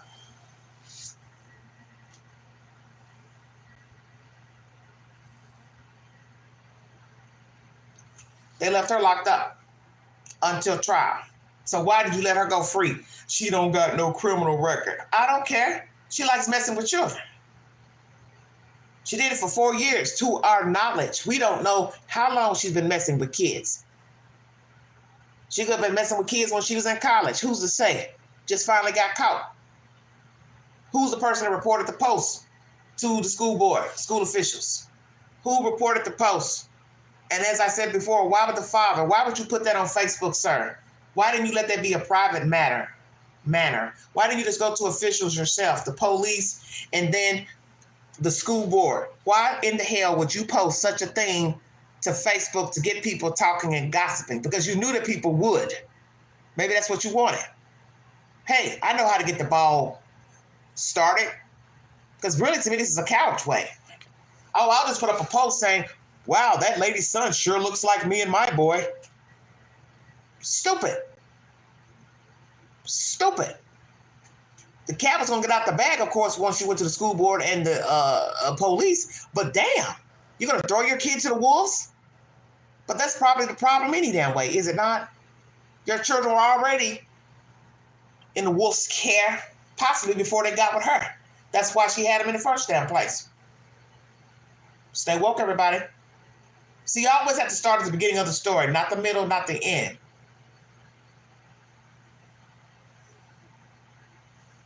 There's a reason why those kids were in her care. So that will lead us to believe something was going on with their parents. Don't know if the father had custody, mother had custody, they broke up, divorced, separated, drug use, alcohol use, unfit home. Somebody wasn't working, somebody was out of work, somebody was sick. I don't know. But what I find interesting is she had the kids for at least 4 years. And while she had these children, she was molesting one of the children. And I won't doubt she probably touched the other boy as well. See, we're not going to even really know who the damn father is if it comes back similar DNA. What's the difference? You're looking at one kid, you get tired of touching him, go touch the other boy. Stay woke. Did she molest any other children in her school district or any other school district? Did she molest both brothers?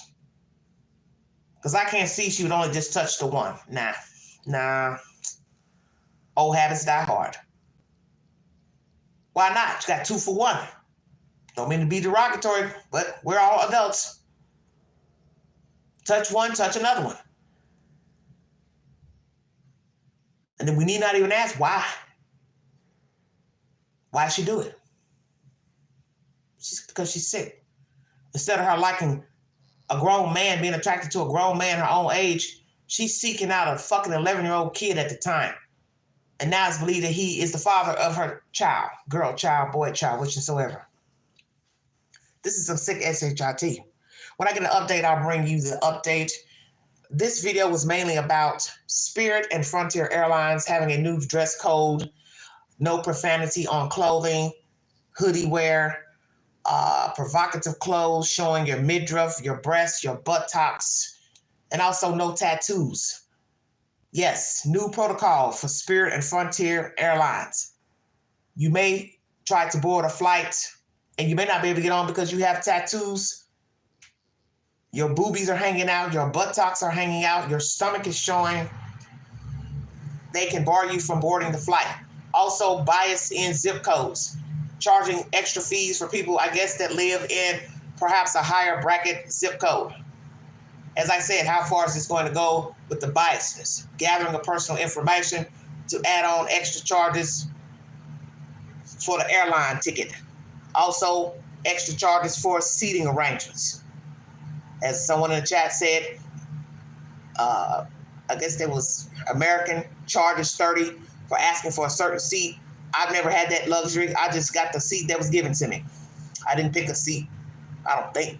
I might have once or twice asked for the window seat. But anyway, is it right? Naturally, it's not right. Charge someone according to their zip code. You think they live in a swanky area of town, so you charge them more money for an airline ticket. That's biasness and that's discrimination. And that's why I said how far is this going to go? Biasness in gender. Next, you're going to be asking what their race is, what their gender is. Are they asking you your gender, man or woman? Next, it'll be how much do you weigh?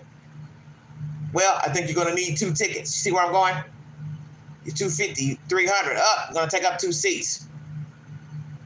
What's next? I don't know what they charge you to take your pets on. I'm assuming they charge you something to carry your pets in cages. That's why I said, what's next? Next is going to be your hair. Style of hair. Well, we don't want you boarding the flight because you got dreadlocks. You got braids. What's next? A lot of African-American women who were flight attendants had that issue with hair. Some airlines didn't want them wearing braids, dreadlocks. So, how far are these airlines going to take it? As far as gathering personal information and charging certain fees to get on the airplane. As I said, they might as well just start it at the ticket. When you first show your information on your phone, might as well start right there before you check the luggage in. Sorry, can't wear that. Can't wear that. It's got graffiti on it. It's got nasty words. Sorry, got to take it off or you can't board. Crazy, crazy. That's my commentary, everybody. And I also talked to you about a woman shot 5 times in the back by her boyfriend, her husband, estranged husband, or she was estranged from him. He claimed that she got pregnant. She was 5 months pregnant and it wasn't his. It was a Caucasian woman. He appears to be a black man. He shot her. They had a meetup last week. She thought everything was going good, I guess. I don't know. I wasn't there. They went to Goodwill, came back, sat in the house, poof, poof, poof, shot her when she wasn't looking. The baby did not survive. She is still in the hospital from my understanding. Prayers to her, justice for her. But what is sick is the husband told the police it all seemed to make common sense why he shot her. That's deep.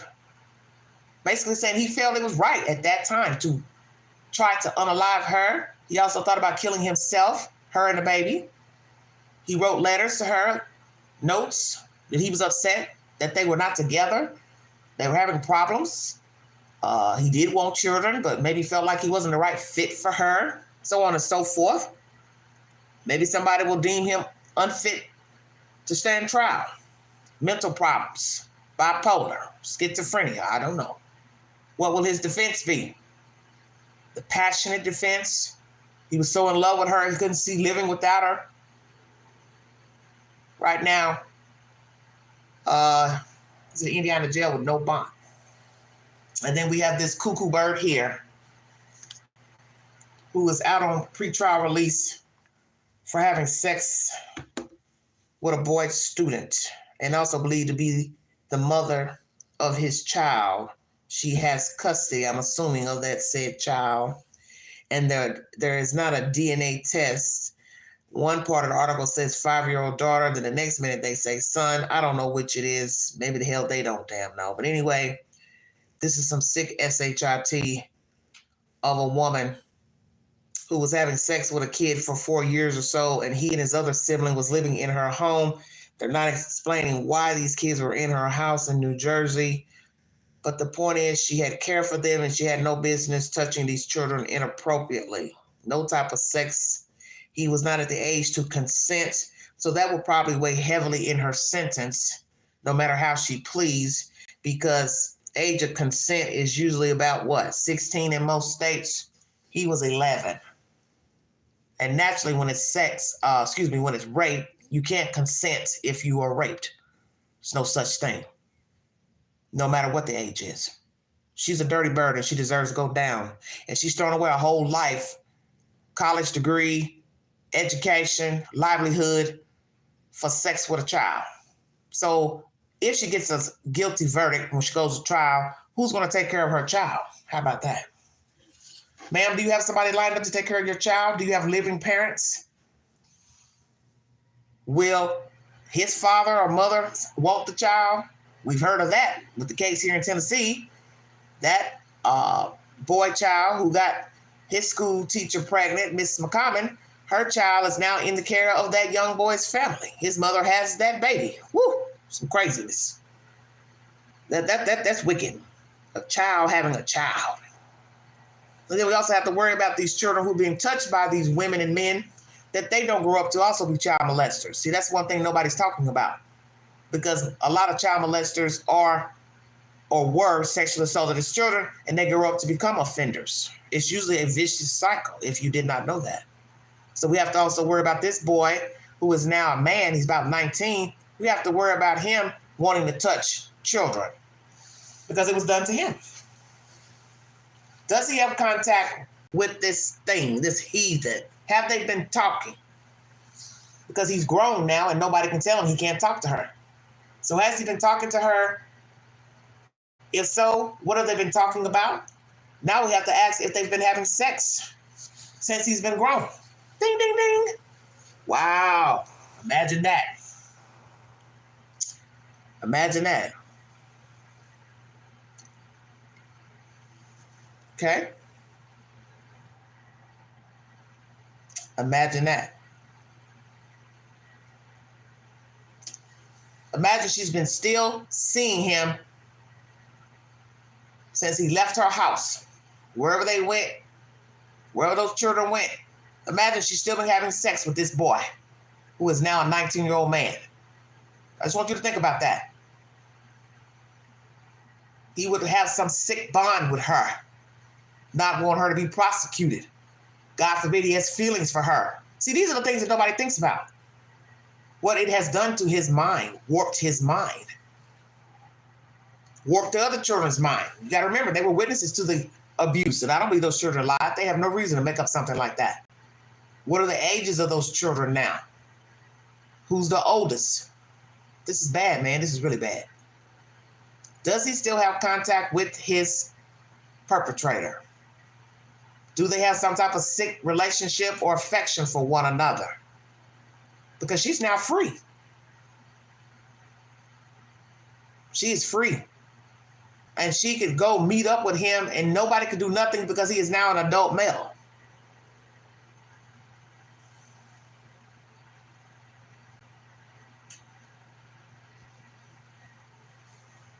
Right now, these two could meet up and have consensual sex because he's considered an adult. I want everybody to think about that. No more sneaking around, no more hiding. She could call him over, hey, come over to the house, or I'll meet you over here, whether she has a curfew or not, by the probation office. She still can have sex with her victim, who is now a grown-ass man. This is diabolical. This is diabolical. Because as I just said, imagine they are still dealing with one another. They are still having sexual relations with one another. They are having sex. I can't imagine. I don't even want to think about it. Here she is. The woman who thought fit to sleep with an 11-year-old child for 4 years and possibly is the mother of his child. He is now a grown adult. She's out walking free until trial. And I won't doubt they are still talking to one another and, God forbid, having sexual relations with one another. Will we find out that they still are? Thank you for your time. Follow the Queen on the Newsbreak app and also here on YouTube. Check out my extensive library of 3,000 plus videos and shorts. And if you'd like to donate to this great network, $BigAngie129 Cash App. Stickers and chats are always welcome during the live stream. I will bring you an update to this story. Prayers for these children because they need it. And they possibly need therapy as well, because there's no telling what they witness with this thing having sex with their brother in her house. They said they witnessed inappropriate touching and her going also into the bathroom, locking herself in the bathroom with the boy child while he took a shower. She's a heathen, and she deserves more than 10 years in prison for sexual assaulting a boy child. That's my commentary. Thank you for listening to the Vault XL.